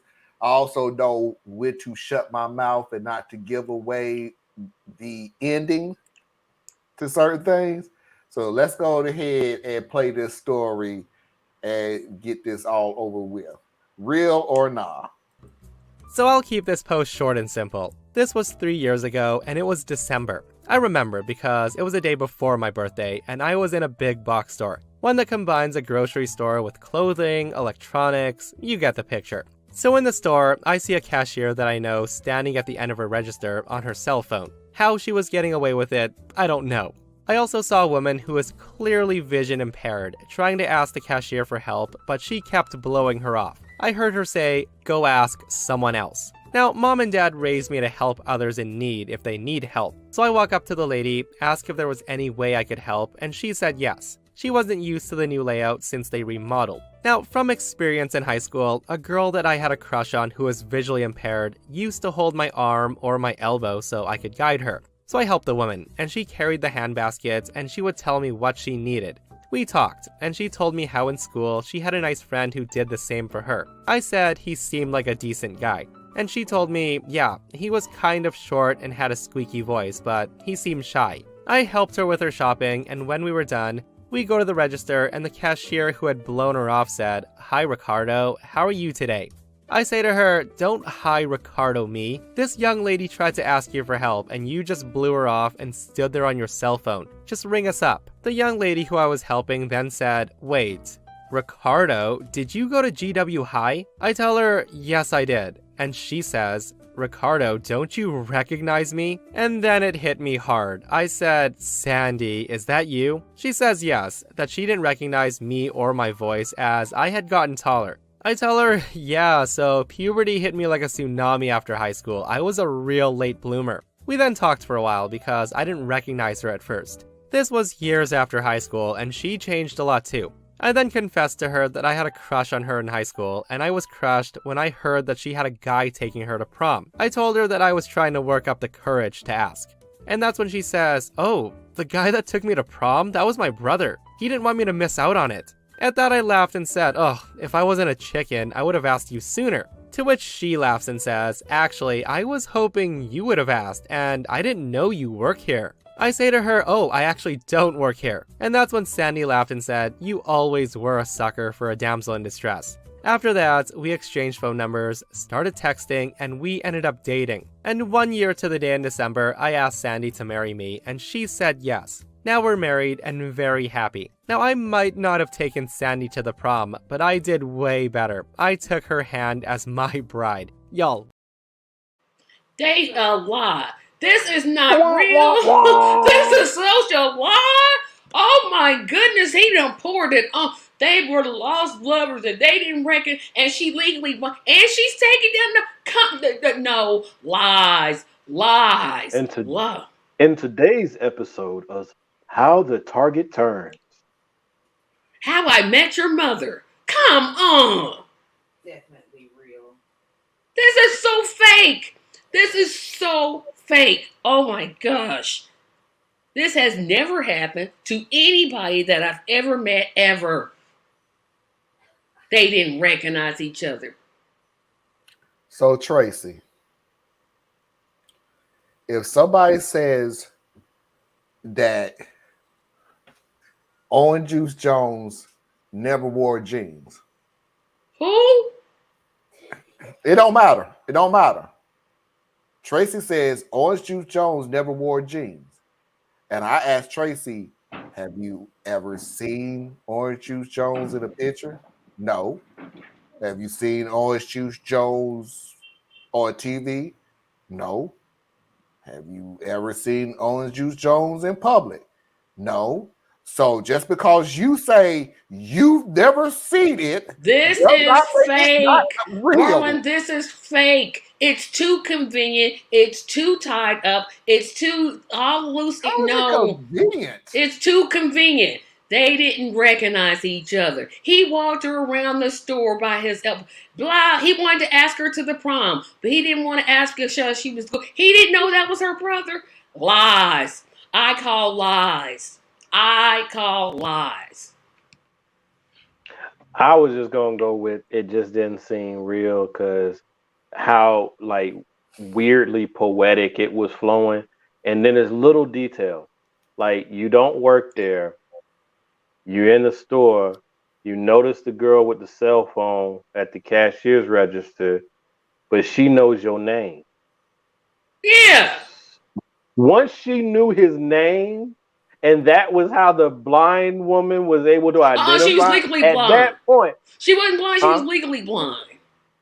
Well, I'm darn near blind, so there's a small distinction. But if you're blind enough that someone has to lead you, you're blind. But she couldn't identify the person. But the cashier happened to know his name, calls him Ricardo. That's when the blind lady is like, Ricardo, and then I'm Ricardo. I'm with the person in the comments. How did he not know that was her brother that took her to prom? How? He liked her, but he didn't know her. How did you not know her brother in high school? And I do have to admit, there's very few people, especially somebody who I may have a crush on. It's very few. I'm gonna make sure I know everything about him, who his sister is, who his cousin is. I'm gonna know. Y'all stalkerish. Man, that's not stalkerish. That's just background information. Yeah, that's I didn't even know all my girlfriends' last name. Oh no! If it is a small town where the cashier knows your name, yeah, you would know she would have a brother, and you would know who that brother is if the town is small enough. If the town is small. Now, if it's Indianapolis or Seattle or New York or Atlanta. He used to pull some hard line that y'all done ignored, and since I'm an old player, I heard what he said. I have girlfriends whose last name I didn't know. Bruh, that wasn't your girlfriend. I had girlfriends. I don't have any girlfriends. That wasn't your girlfriend. What was your wife's name before you married her? That's what I want to know. Did you know your wife's name before you married her? That was an acquaintance. So what? That was a book that wasn't a girlfriend. I'm not gonna repeat what I said. No, I can't hear Marlon. I'm not sure what he's making a point, but I'm not. There is not a girlfriend, a real girlfriend who I am dating, whose last name I don't know.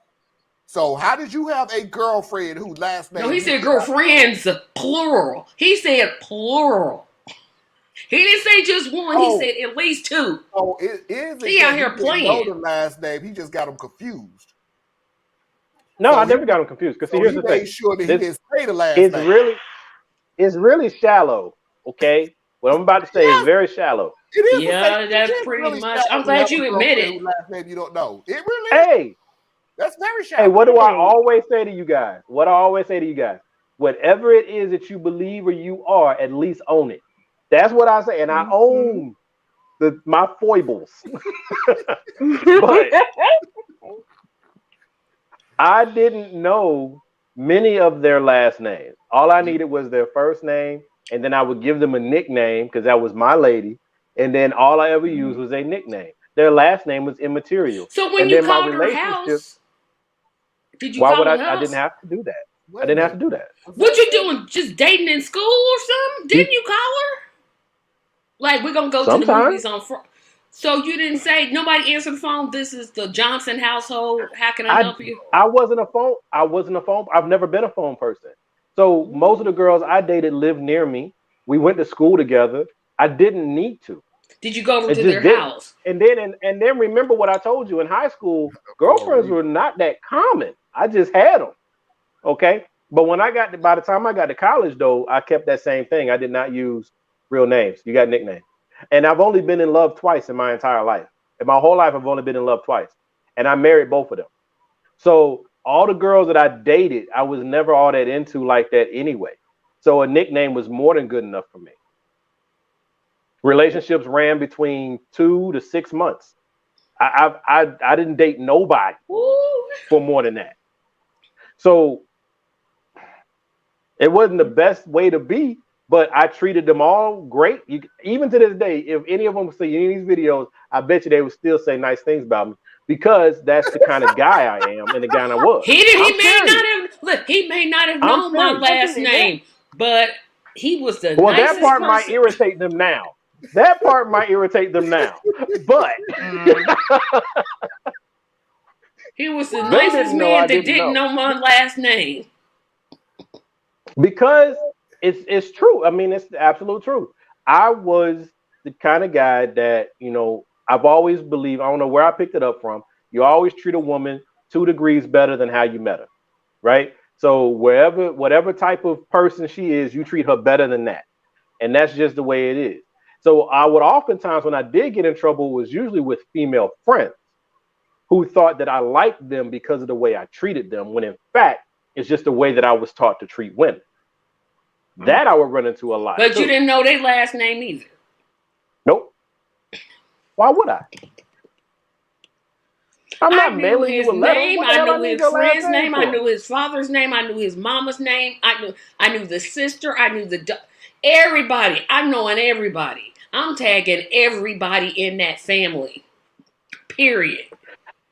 Why? You really would be a person. If I had a sister, you would be nowhere near my sister. Good question, Piers. You would literally be nowhere near my sister. Because I don't want no surprises. Because you have no point being with my sister. You have no reason whatsoever to be with my sister at all, ever. Why would you say that? Why would I say that? Because I don't know her last name? Because I don't know her last name? You wouldn't take the 2 seconds that it would take to know somebody. What's your last name, honey? I knew people's last name when I was in high school that was in my class who I never even hold a conversation with. I never dated him. So here's a little bit of a thing about me, though. He was a player? Every 2 to 3. No, I wasn't. I knew the rules of the game, but I didn't always play it. But I moved every 2 to 3 years. Not knowing their last name is knowing the game. I moved constantly. I don't attach to people that way. So what happened was, I knew your favorite color. I knew your favorite flower. I knew what you like to eat. I knew where you like to go. I knew all these things about you. Except for the last name. Did not add value to me in any way. That's making it way worse. You're making it no value. What's the added value of you knowing your last name is Brown? What's Anna's last name? What is Anna's last name? That's all I want to know. What is it? You are literally making it way worse. Don't say nothing. You know everything around keeping the girl part of it. In the most simplest of what's her last name. The most basic information about it. Information. Basic. Mankind. Why do I need to know her last name? Why do you need to know what her favorite restaurant is? Why do you need to know what her favorite flower is? Why do you need to know what her favorite color is? Because when I remember, because when I surprise her and I take her out for the evening and I go to the place that serves her favorite food, I get bonus points for it. If I say, hey, your last name is Brown. Okay. Really? I See, I'm with you. I really don't understand. Nah. I mean, I should have known it. I should have learned it. But it didn't matter. Y'all players. Players. I mean, if I'm dating a man, the most minimum thing I'm going to know is his first name, his last name. Period. That's like so basic. This is a bad story, but when I came to Georgia, my first girlfriend, when I came to Georgia, I didn't even give her my real name. Oh, Have a good night, Cortez. Sweet dreams. Sweet dreams. Yeah. You are something else. We learn something new every day. You ain't got to tell everything. You don't have to tell everything. But I still think this story is too fake. It came together too quick, too nice. I do think it's fake. Too, like, nah. I fell in love with a blind girl in Target. We were star-crossed lovers from the 11th grade. But I found her once again in the self-checkout line. I wrote out the story in about 15 seconds and knew what was going to happen, and it happened. It's fake. Fake. That's the first time we've ever all said it was fake. I didn't say it was Ricardo, you over here picking up three of blind us women again? have. Three of us have. The three of us, not Marlon. I mean, it's your show here. Anything, if I put a cynical story up, oh, that's real, that's happened, I've seen it a million times. When I put something nice up, that's the fakest crap I ever heard. This is too fake, though, Marlon. This is just it's too. in the details. It's in the It was level too detailed. I led her around the store because she was visually impaired, and then we fell in love, and then we got. Now I may not. I'm okay with that part. That line about I may not have took her to the prom, but I took her as my oh, that. I didn't steal her glasses, but I stole her heart.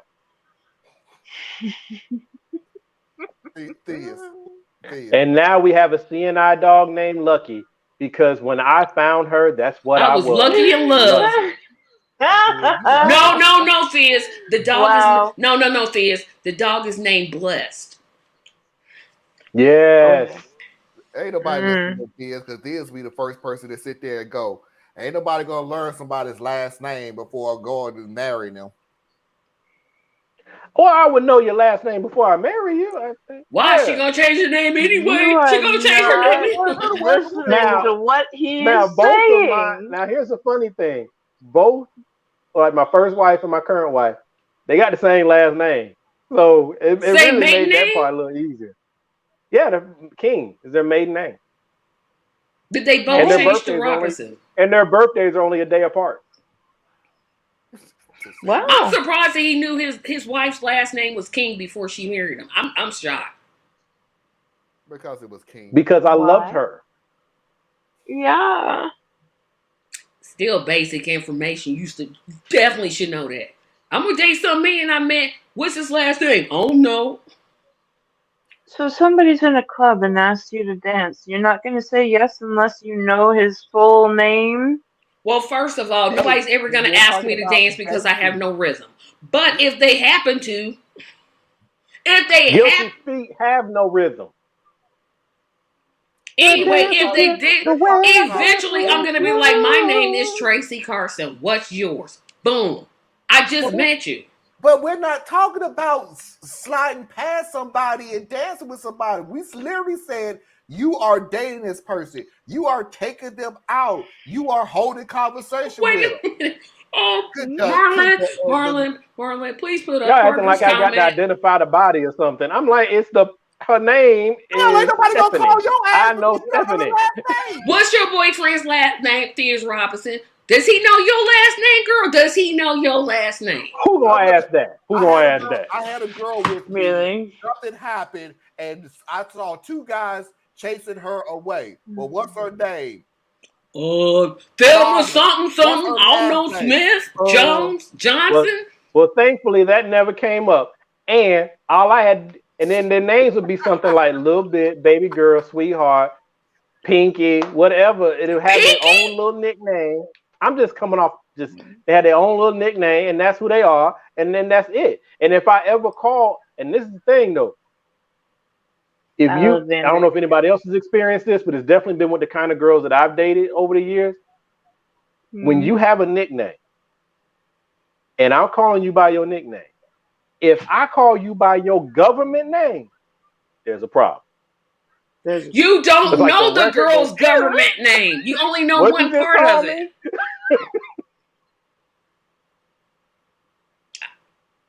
Just saying. If I got to go to work tomorrow. You as baby girl, and then all of a sudden I say Crystal. Wait, what the? Man, this is so slizzard up. Foxy's videos of the week.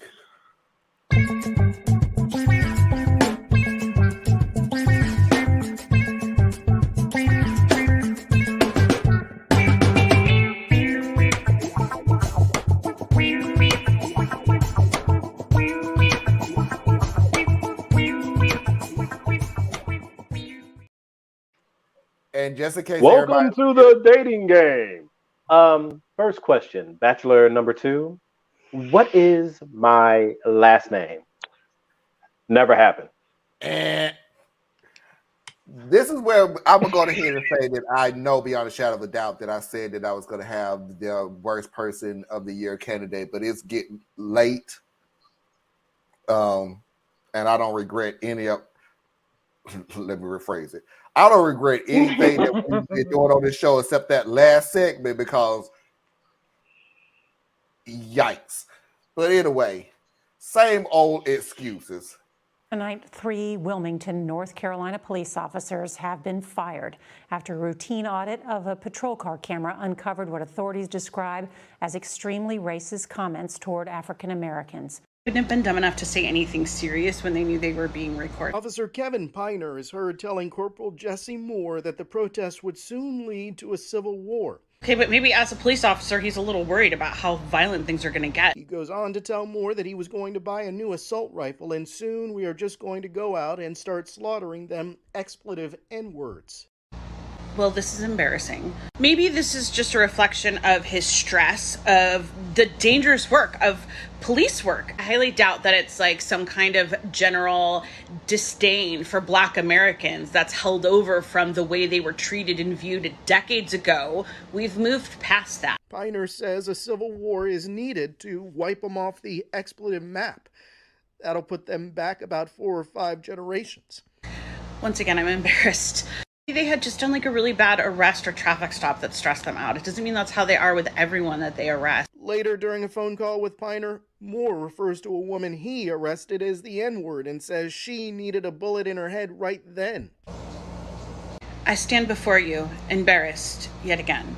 Maybe Wilmington just has a really high population of Black residents, and so they're getting a little bit of bias because Okay, but of Wilmington's violent crimes, like the majority of them are sexual crimes, and the police officers are probably just tired of seeing the same faces over and over again every time they have to arrest someone for. Okay, well, Wilmington, North Carolina has historically white leadership in their police departments, so that shows that someone in white leadership cared enough. Donnie Williams is the department's new police chief. He fired the officers on his first day. Again, I'm embarrassed. I'm sure the officers took accountability. It's not like they were really going to say it's because we were stressed. No one would say that. If your girlfriend cheated on you and said that it was because she was stressed, you wouldn't accept that. Like, that's just a no-brainer. So I doubt these cops. According to investigators, the officers blame their comments on the stress of today's climate in law enforcement. I mean, I'm sure they're not going to push the issue under the most ridiculous fucking argument possible.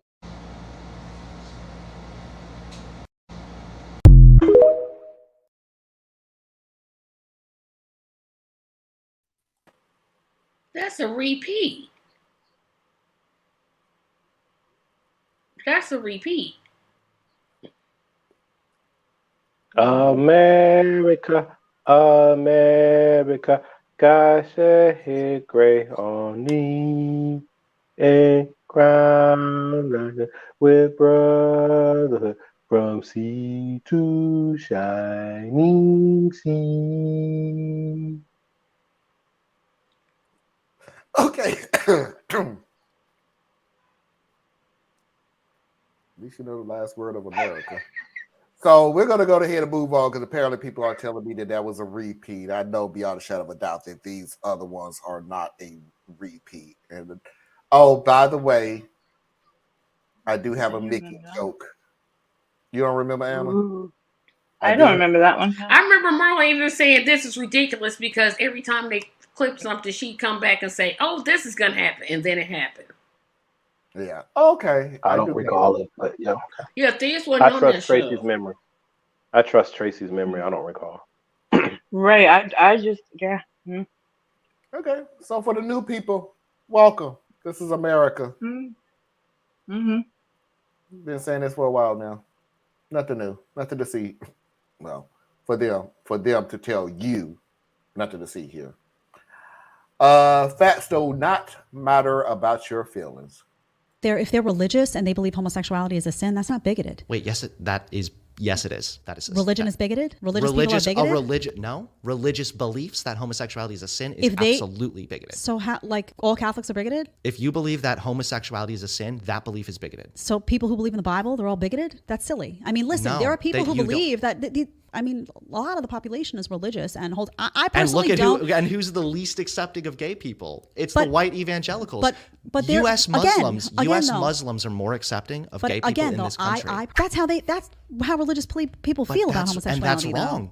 That's incorrect. Well, it's not up to you to judge that, though. Wait. It's not up to you to judge that. So how are they determining that it's wrong? Listen, it's not up to you to define for them how they feel about behavior. It's not up to them to define for you. But facts don't care. Wait, facts don't care about your feelings. But it's not. But it's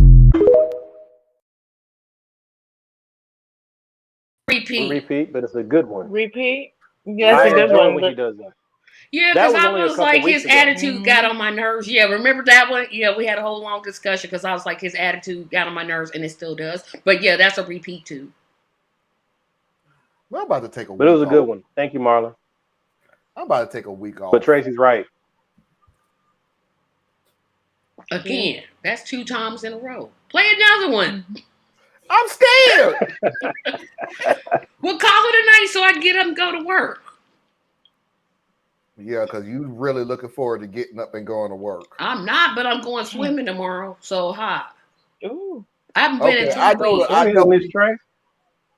Okay, next one I know is not because I know beyond a shadow of a doubt I pulled these today.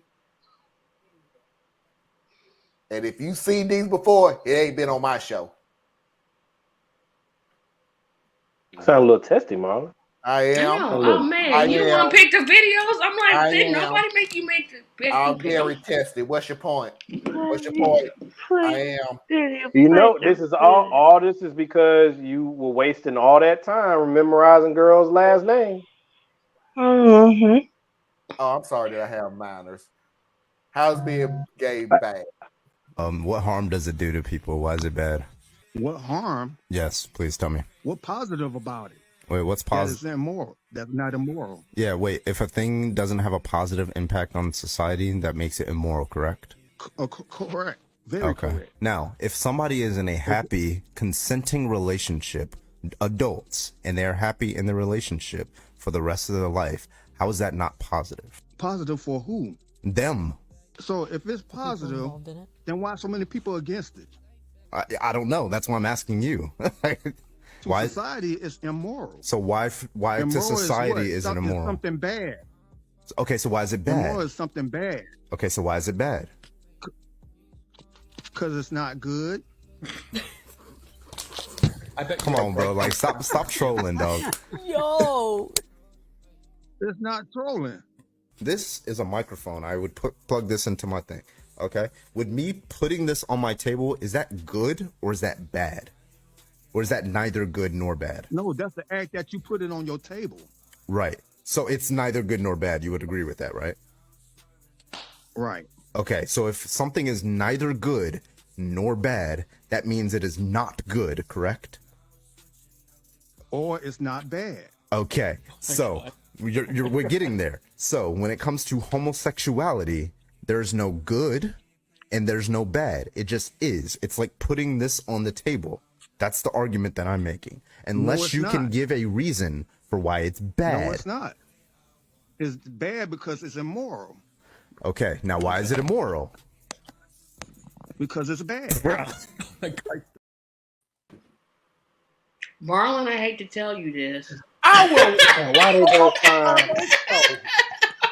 How they go find Herschel Walker the hidden tapes? How you? Why is it bad? Because it's immoral. Why is it immoral? Because it's bad. He could have went to a whole bunch of cars. I just want to state that I think it's bad. Well, why is it bad? Because it's bad. No, he said because it's immoral. Why is it immoral? Where is your mother, sir? Where is your mother? This is what we call everybody. Right now, I'm going to show you something. This is called a circular argument. No, this ain't. Now that's not what that is. No, that's not. That's unreasonable. That's a troll. That is absolutely positively a troll. The shortest circular argument that you can have, and it's not. very logical. He could have went to my morals, my background, my religion. He could have went to a whole bunch of cards, but he went to the. Why is it immoral? Because it's bad. Why is it bad? Because it's immoral. No, because this guy only knows two things. And I don't know if he is a troll. I don't know if it's because of educational. I don't know if it is about religion. Because he's only using two arguments. He's using the word immoral and bad. Because we know that immoral, or we assume being immoral is being bad. We also realize that we people dictate what is immoral. So once we have dictated what is and it is not immoral, if we have deemed it that it is immoral, we deem it bad. But the argument, and that's why I said it's the shortest circular argument on the face of the planet, is because he never tells you exactly what makes it bad. He goes back to it's bad because it's immoral. Well, what makes the reason why he wouldn't do it? It's bad. Now this go right back around in a circle. This is the one coherent thought that person had. He knew that he could not say why it was immoral. Oh, yeah. Because he was doing it deliberately. He wanted so bad to say because it's against God or against whatever his little thing is. But he knew enough that he was like, I'm not going to get baited into that. I'm not going to give you that. So he kept trying to dance around it. But once you do that, you've exited. Like Tracy said, you could have had a spiritual argument. I wouldn't agree with you, but you're in that lane. But because you were scared of falling in that lane, you stayed out here. Well, out here, you got it because it's bad. But I even tell you, I'll even use your Why is it immoral? Because it's bad. Why is it bad? Because it's immoral. Man, if you don't put a sense together. I don't think you would have used religion as the reason for it being immoral and bad. I will use what this has been said on this show for the longest time, because it's icky. Now, if he knew enough of the Bible to actually use that argument, I guarantee you he would have. But because he didn't have enough information to use that argument, the icky was the only thing he said. And because it made you feel icky, that means it's bad. That means it. But that's the thing. Use a bigger word even bad. Immoral. But that's the thing. For people, even the religious people who are trying to use that as their foundation, they still, their real aversion is because it's icky. Because the Bible has a lot of things that we're supposed to not do or not participate or not condone. There's a whole bunch of stuff in there. But that one stands out and becomes a rallying call because it's icky. Because it's butt stuff. If it wasn't butt stuff, they wouldn't worry about it so much. I'm serious. Because they're not fond. That's funny, but yeah. I'm serious. They're not fond of two women being together, but they're not attacking women for being together. They attack men for being together. So their real problem is not homosexuality. Their real problem is that it can't create a new life. That's one. That's one of the arguments they'll fall into. And then two, it's icky. So that is their whole thing. Just like with abortion. The Bible actually makes a case for abortion. But we're going to go ahead and ignore that. We're going to go instead with you're killing children. Because that's icky. Right? That's something we can all kind of come together on. For anything that most of these people do is very, very thin, very thin. I've often said that for a lot of them, from almost all of them, they really don't believe in their God. They claim they do, but they truly don't. Because God has all power. Nothing can be that which he would not allow to be. And he's the final arbiter and judge. We are not called to judge. So if you believe in these things, if you believe in the all-encompassing power, you believe in our role in his creation, then you wouldn't be spending all this time fighting amongst each other. You would be trying to be the most Christ-like person you can be, so that when it's time for judgment, you would be the one that he says, well done, my good and faithful servant, right?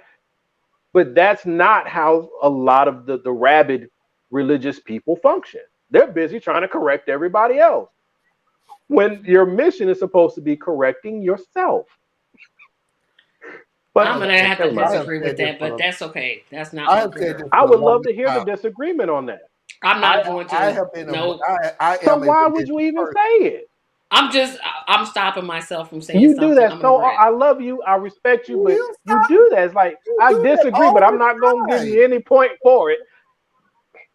Say it. Then I assert. No. It's cool. It's no, because I know I'm going to say something that offends people, and that's never my goal. Well, I'm not. I mean, we're not offended here. Yeah. Good God, is the much stuff that we of ideas. Show you actually think and you were one of the most respectful people I've ever met in my life. So I can't imagine.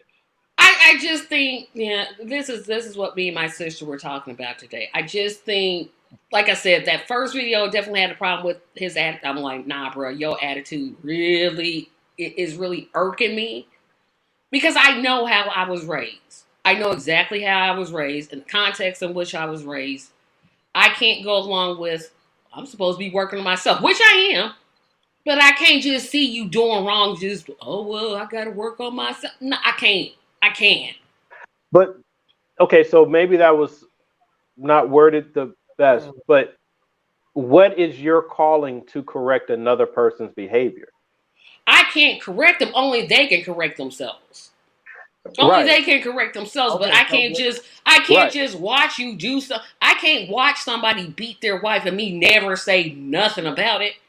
I gotta say something about it. I can't stop them from doing it, but I got to say something about it. I have no problem with that. I think what we do is we want this whole judge not thing. People take it. They take that verse totally out of context, I'm not saying that you. That's one of the few things that ticks me off. Say something. I'm not saying that you. That's exactly what.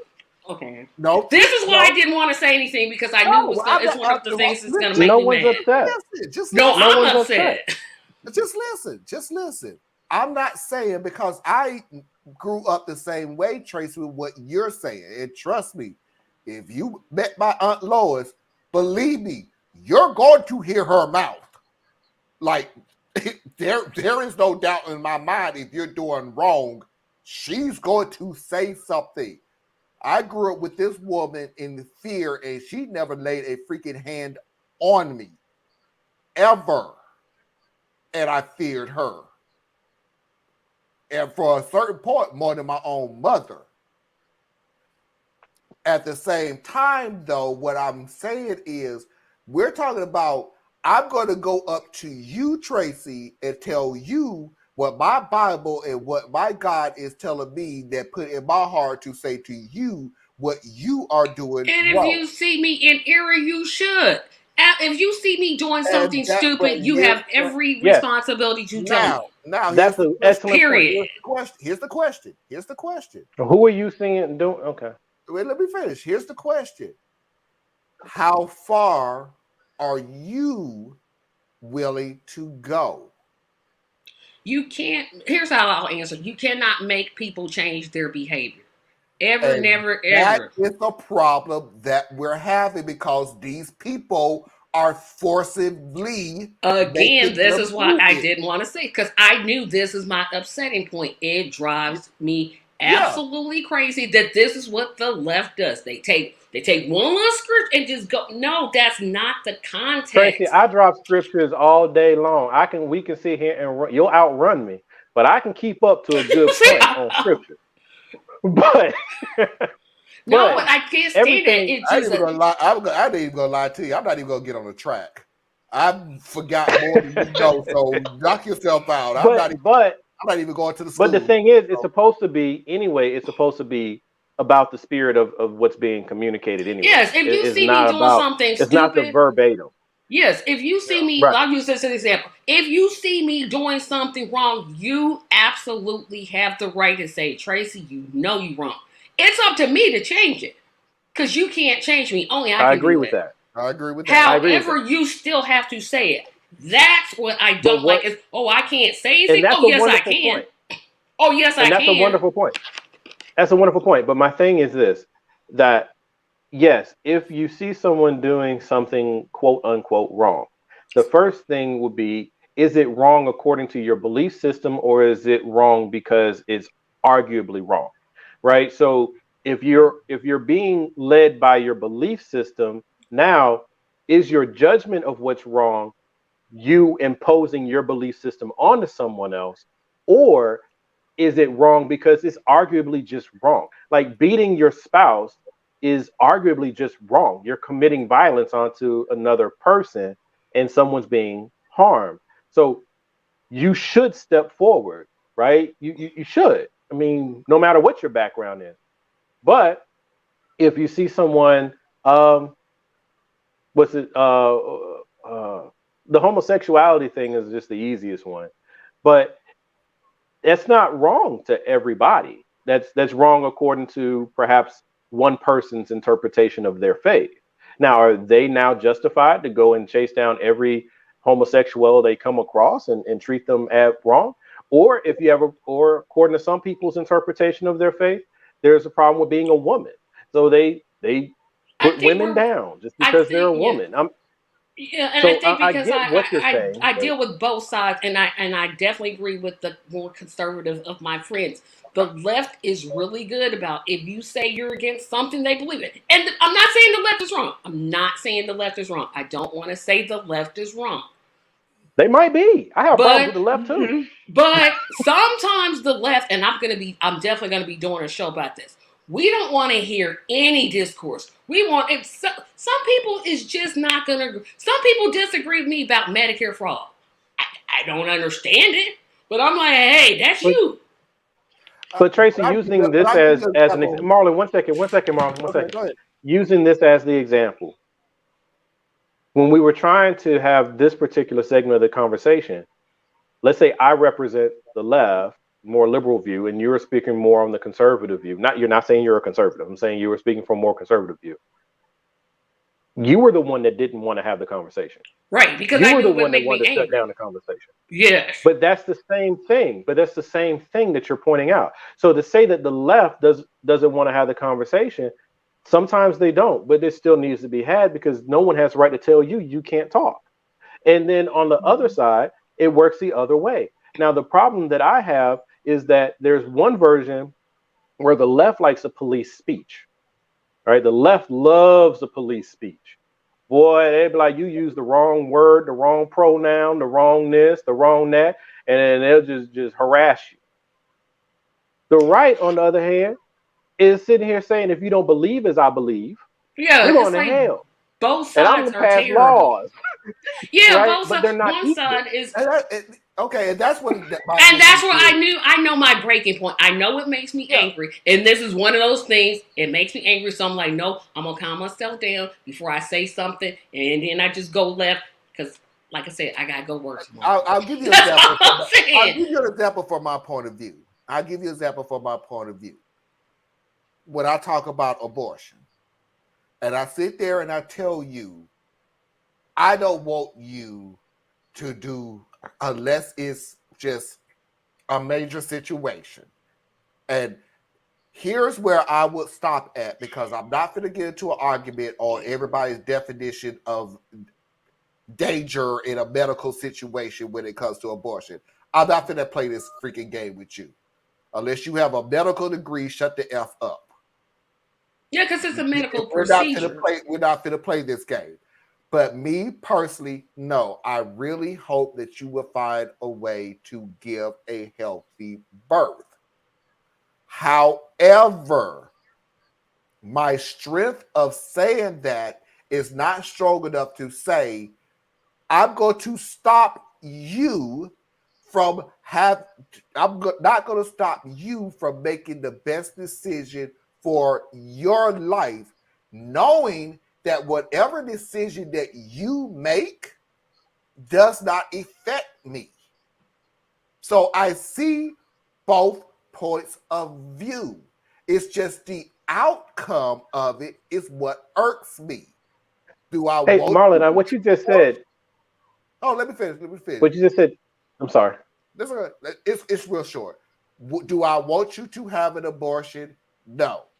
Am I strong enough to go out on my freaking way to stop you from having one? Again, no. But what if you believe you have the power to stop them? That's what I'm saying. Both sides kind of get on my nerves. I don't want to have for you to say that I know, but the people we're talking about. We're the people. I mean, like I said, the people both we're sides, talking about think they have the power. What I would like, my opinion is wrong, and that's my opinion is if wrong. people would just ask themselves two questions. Question one: on whose authority? Question two: what would Jesus have you do? Remember, there was that whole phrase of what would Jesus do? No. I don't really like that one. It was cute, looked great on a bracelet, but the real question needs to come to you. What would Jesus have you do? So, and that's assuming you're Christian. Okay. Yeah, because everybody's not. Right? So the first question would be for all of us. On whose authority? Right? On whose authority do I have the right or whatever to engage with you on what I observe in your behavior? On whose authority am I to come in and tell you you got to pull your pants up? On whose authority do I have to say, if you hit her one more time, I'm going to hit you? Right? There's different authorities at play here. One is my arbitrary feeling, and the other one I could actually be backed up by law, right? Or by social custom. I don't know, whatever. Situations can vary. And then if you're a religious person, then it's what would Jesus have you do? And for that, I would say you would have to look at Jesus. That's what you say you follow. And then say, well, what would he have me do? What was his message? What was his example? And now I'm going to exercise that in a relevant way of the current day.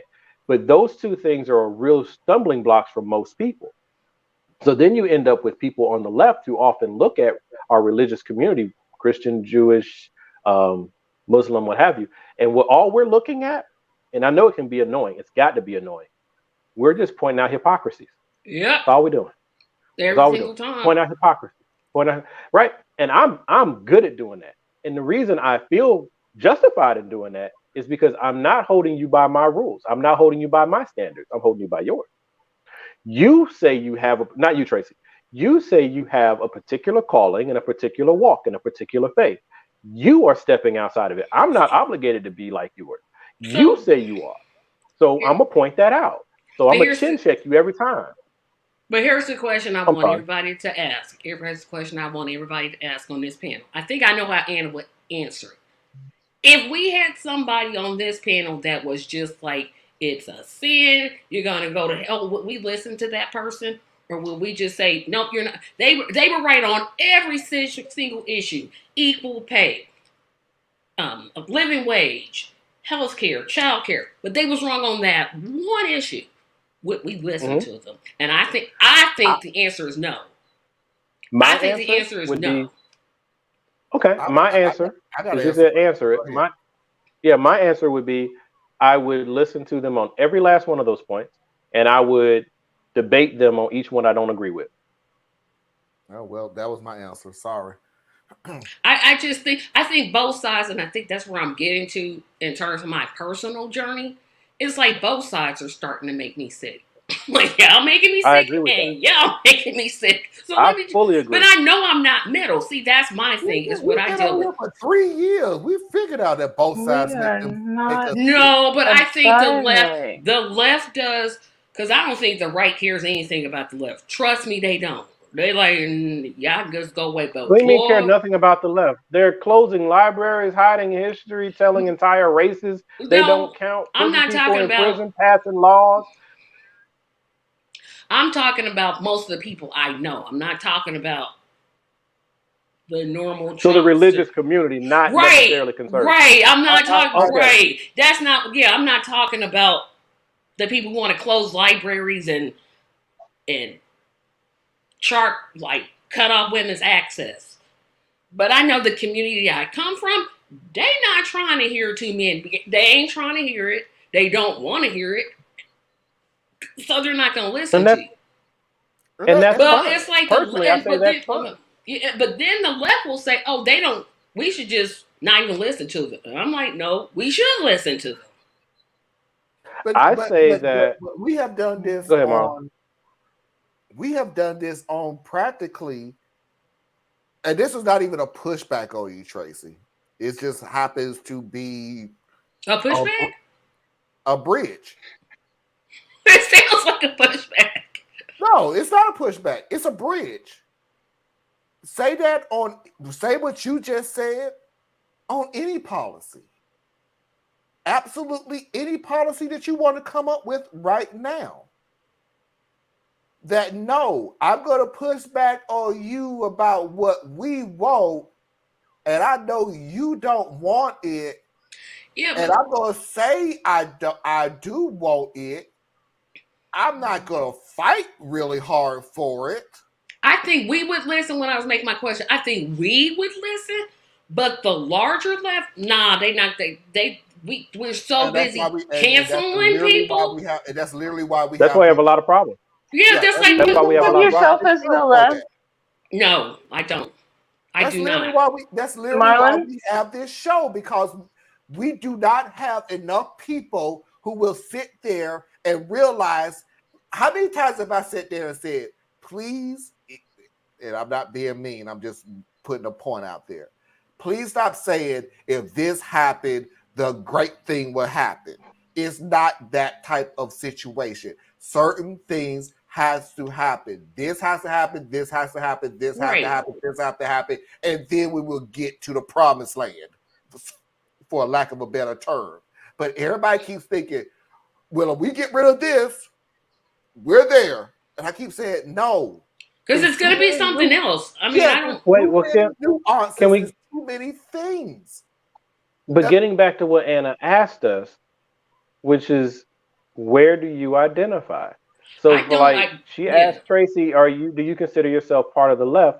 Tracy said no. And yet you had a show called The Progressive Queen. So is that progressive as in the left? Politically, I am to the left. But religion, no. Religiously, I do not ever consider myself to be a leftist. And that is literally possible. Like social policy, like I don't believe in taking what I believe in terms of religion. It's just like, you gonna practice it, and it doesn't matter. You gonna do that I don't believe. But I never consider myself. Your personal code is what it is. Right, your personal code is built on your belief system and your code, and that's how you walk, that's how you govern yourself, and that's how you live your life. But you're not trying to impose that by law on someone else. But at the same time, you need to be protected from the law coming to you and saying that you now have to live a certain way too. So I think that the protection should hold both ways. Both ways. And I think that's all I'm saying. That's what I'm saying. Yeah. I can't say it right. Thank you. No, but I think that's very fair, and I think that's the way it should all be. I think we should all function. But there are certain podcasts that I know that I've had to literally stop. I'm like, if y'all take one more pot shot at Christian, I'm done. I can't. But everybody's fair game. Everybody's fair game. Yeah, you can come at the black community, and you can find a lot of things that we do that are hypocritical. On one hand, we say that we want our freedoms and we want people to get out of our way, and we need criminal justice reform and blah blah blah blah blah. But then at the same time, we're not all that aggressive or as aggressive as we need to be in taking back control of our children, taking back control of our local communities and building up that. So it's a multifaceted thing. You're never going to have everybody walk in lockstep, because the left, by its very definition, is everyone who is trying to get America towards something different than what America is. And then the conservatives are more like, I want to hold America to what it is or what it was. And those two are at odds. And so you're never going to get them in lockstep, because like the black community, we sit here sometimes, generally, because I've had to back out of a black group just recently, because they're busy fighting each other about who gets to be black. I'm like, what the hell is this? We're mad at each other because this, like the two people, the Tennessee gentleman, right? This is an example. in my view, if you are black, or actually, I'm gonna ask you, how do you identify? And then you're gonna say I'm black, or you're gonna say I'm mixed, or you're gonna say I'm biracial, or you're gonna say whatever you are. Whatever you identify as, that's what you are to me. Okay, unless you're just obviously lying, right? You're not gonna be Eminem and say you black. Racial okay, dazzle. but right, but I'm just saying, like, to me, if one of your parents is black, and you say you're black, society definitely says you're black. Even if you're the lightest of light skin, society says you're black.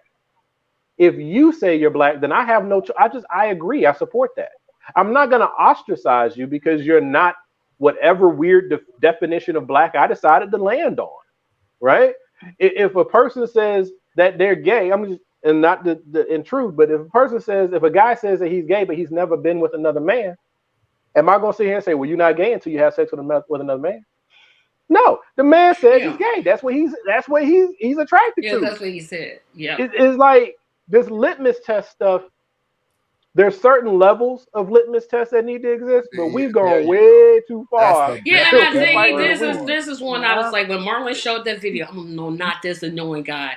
That young man literally annoyed me to the point. But the lady annoyed me. I mean, they both annoyed me, but he was like, it's a sin. I'm like, but that's the way some people think. Why can't he just why couldn't he just accept? Because he wasn't saying it's a sin to me. He was saying it's a sin. No, she was saying it was a sin. He was saying that if you believe that, then you're bigoted. And I'm like, no. What she I'm gonna tell you what's going on, because this is that whole talk fast bull crap that he was doing. They both were getting on my nerves, to be honest. Yeah, both of them. I was like, y'all both getting on my nerves. He was constantly trying to say that the statement that you are saying that came from the Bible is bigoted. But what if she was quoting from the Bible? No, well, it doesn't matter, because even if she was, it wouldn't matter. Yeah, all she was trying to say was, so what you're saying is anybody who believes in the Bible. Here, listen to what I'm saying. She didn't say the statement, the verse, or anything else. She skipped the verse. She went straight from the Bible. She skipped the Bible and went straight to the people. So when he kept saying the statement that you're saying is bigoted, she skipped the verse, the Bible. So you're saying that the people who believes in this is bigoted. And the guy kept saying, no, I'm saying that verse that you're saying is bigoted. Then which is weird. Which is weird. But she didn't quote a scripture. But that was the point of it. She quoted a belief. You to listen. She was trying to sit there and try to get you to say, she was trying to get him to say that anybody that believes in that Bible, again, she's skipping the verse that he kept repeating. Well, she's skipping a whole bunch of verses, but I mean, that's just. And that's what the whole argument. She was trying to make the whole argument was disingenuous. If you believe in this Bible, which a lot of Catholic people, a lot of Baptist people believe in, then you're saying anybody that believes in this Bible, not the verse, that believes in this Bible. And he'll come back to where did she get the verse? But so if I may, the argument was about, is homosexuality a sin? And instead of her debating that on the merits of homosexuality, she went all left. She jumped and did a straw man argument. Yeah, she did. So I can't beat you on what you're talking about, or I choose not to argue with you on that particular point. So I'm going to now take something that's bigger, so that whatever you say is now going to be insulting a bigger thing. So that was disingenuous, because his point was, if you say that homosexuality is a sin, then that might be your belief system. But I'm telling you from my point of view that that's a bigoted statement. And then she says, well, then you're saying all Catholics are bigoted? And why did she just pick Catholic? He didn't say anything about it. I mean, like I said, both sides, he got on my nerves a little bit more, but he wanted to score points. And she wanted to he score wanted to score points. points. And she wanted to just do something. Yeah, it's like, but that's what I hate. I'm like, could we please talk to each other? Could we please? Could we But in order to do it, we have to have the patience, Tracy. If you want to do it, like, you know, I say all the time, you got to have the patience, or you have to decide you want to do it. This still could have been a good conversation if it played out. See, because he's trying to keep it here. She's trying to go all out here.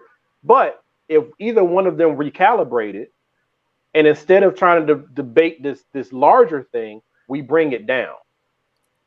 And we say, well, what is it about homosexuality that is a sin? What does that make you think of? What is those things? And then, given how you feel about that, what your belief says about that, what does your belief also say about caring for the sick or caring for the needy sinner? and the children? That would have been and the widows and the exactly. Right. So the problem is, on the left, we get frustrated with the hypocrisy. So it ends up being this tit for tat, I know it's and no one hears each other. Let me have the last word, because we got to move on, because the deal. I don't mean to cut in, y'all, but it is getting kind of late now. And like Tracy, now I'm in the mood of I got to go to work tomorrow. When you get into a certain situation, when you get into a certain argument, if at any point in the argument you are more inclined to win than to understand, you've already lost. Then stop arguing, because it's a lost form. Yeah, and I think we're done. It's a marriage thing that I did learn. It's a marriage thing that I had to put in my head for the longest time. When you're arguing with your spouse, and at a certain time it goes to, I have to win this argument compared to more understanding about this argument, you need to stop. Because all you really doing is, if you're trying to win this argument, you won today, but it's going to come back up, and it's just not worth it. And that's what those two was going through. Yep. Both of them was trying to win. And that's what annoyed me. That's what annoyed me. So let's move on. Let's leave on a good term. Not to say that this wasn't a good argument. We didn't argue. I just got mad. A good discussion. Let's leave on a good term. Ladies and gentlemen, for something that y'all all enjoy, a Mickey joke.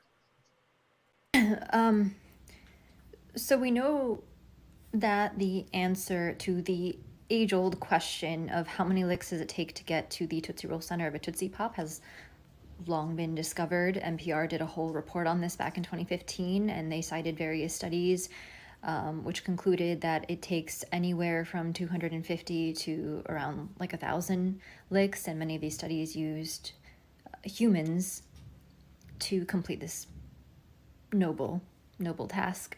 But interestingly, the Tootsie website cites a Purdue University study in which engineering students created a licking machine to find the answer, and they came up with an average of 364 licks. And I've seen the machine in question.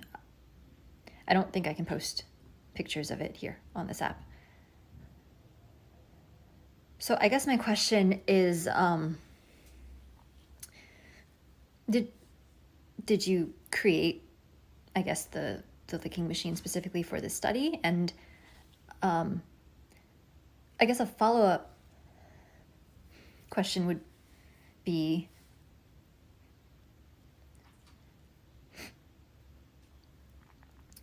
what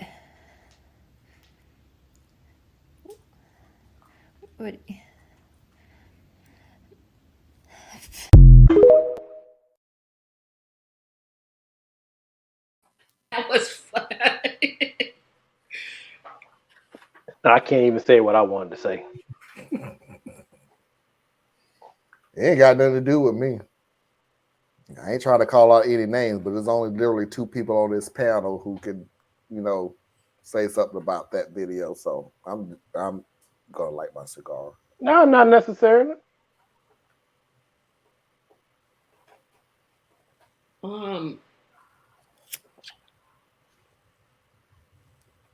I have no comment. I went to church today.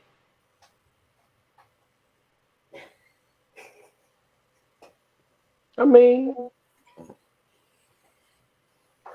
she before she tries to get one of those machines, though, she needs to make sure that you know what viscosity of lubrication is necessary to prevent chafing. You the one did this, Marlon. You did this. This is your fault. I mean, it's an important thing to know because it's very important. If you don't know what you're doing, I mean, it's like a cat licking sandpaper. It's hurt yourself. Thank you. So you got to make sure, and then you can't have it be the wrong weight. Because if it's the wrong weight, then you done jammed up the machine and you done tore the machine. Y'all gonna make me start singing gospel hymns because y'all done went way to a point that I did not want this to go to. Thank you, Marlon. I want to thank you, Marlon. This is your fault.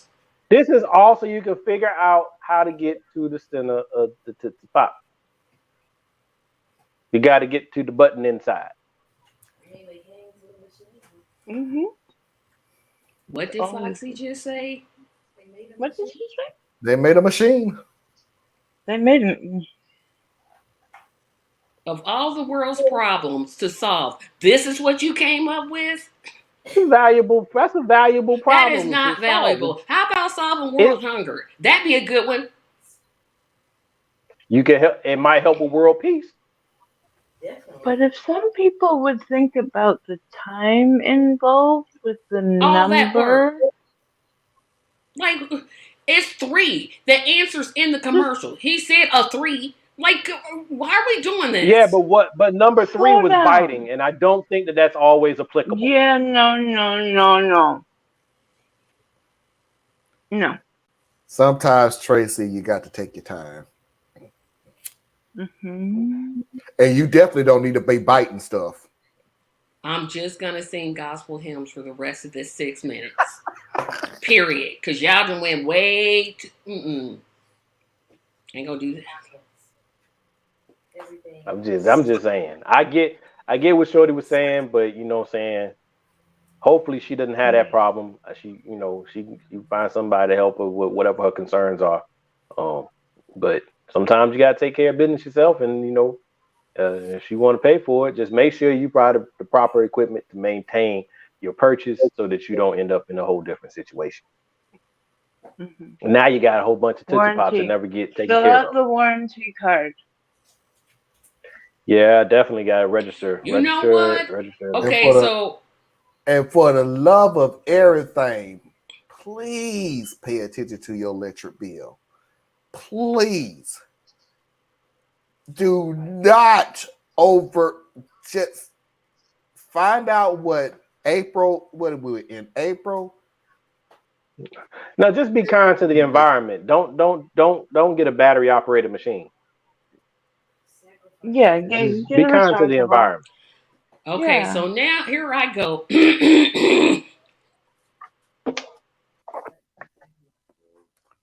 And sometimes because I'm surely getting ready to get up of here. We all finna get off of here, so because y'all just the car thing all over again. I'm trying to help somebody with their equipment. But anyway, everybody out there, for you watched this far, for me just saying, please make sure that you are checking out Anna's website, gather some really good information, learn so much about what's going on in the world that just may not have crossed your radar. This is, learn about Borrelia, etc. is very important in all the different ways that it manifests and can affect people in your life. You may not even know that someone close to you is dealing with something related, right? And then for Tracy, she's got a lot of projects going.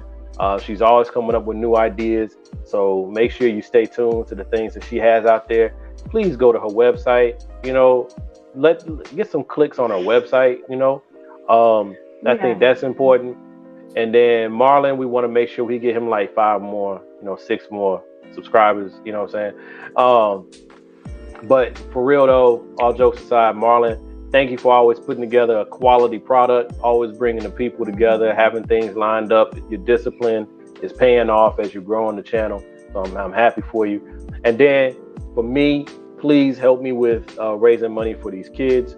Want to go ahead and make sure we have a really strong year this year. And then I want to expand next year into doing something for our seniors, whether it be rental assistance or medical, like deductible assistance or something like that. So that's what I had. That's my sign off.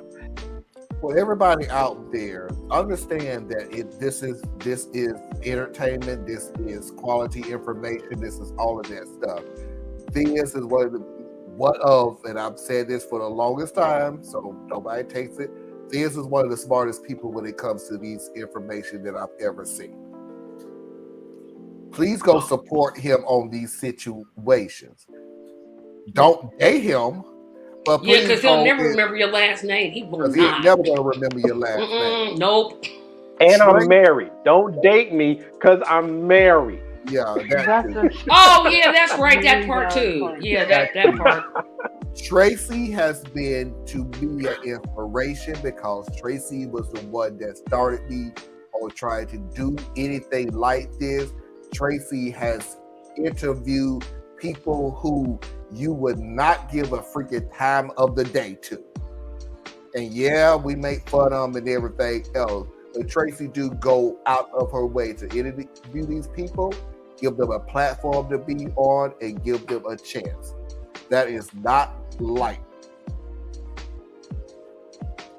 Please go to BorelliEtc.com. And I've said this for the longest time. Learn something that you didn't think you need to know, but you should, because I've said this for the longest time. It only takes one moment to change the rest of your life. Also, if you go now, there's 20% off that machine. So take advantage of that opportunity. But you got to go to Tracy's site to get that one. Get what? Nothing. No. Tell everybody where they can find you. Oh. I'm lying. Don't go to her site looking for that. Would you do it? Don't do it. Because you're going to find Bible verses. I'll put them all on that page. You don't make me. See, won't I do it? Yes, tell everybody where they can find you. Hey, so if you're looking for me on YouTube, it's Complex Mind /Simple Man. So that's where you find me on YouTube. And then on my website, complexsimpleman.com. Those are the best 2 places. Really go to the website. It'll get you where you want to go. And it'll also give you information on the Patreon campaigns. If you join my Patreon, you have a 30-day free trial anyway. So you can just take a look around, see the things that we're doing, and maybe stick around. Tracy Media LLC, and this Tuesday we're going to try to broadcast solely from the website. We're going to see how that works out. All right. Anna? I also just really want to say, please check out Theus. He has a number of incredible projects that help the people that really need it in the community. He's doing a lot of good work, so please check out complexsimpleman.com. And despite me getting mad, I do love everybody. Sort of, kind of. That's the best you can do. We love you too. I like you too. Well, I love you. I'm at BorelliaEtc.com. As I learned in Sunday school, the Jesus in me. Oh, no, not that song. Love the Jesus in you. No, Parker, check your email. I have sent you something and you still haven't responded, so please check your email, Parker. Thank you. What I learned from church is that you can take anything from PBS and make it a gospel song.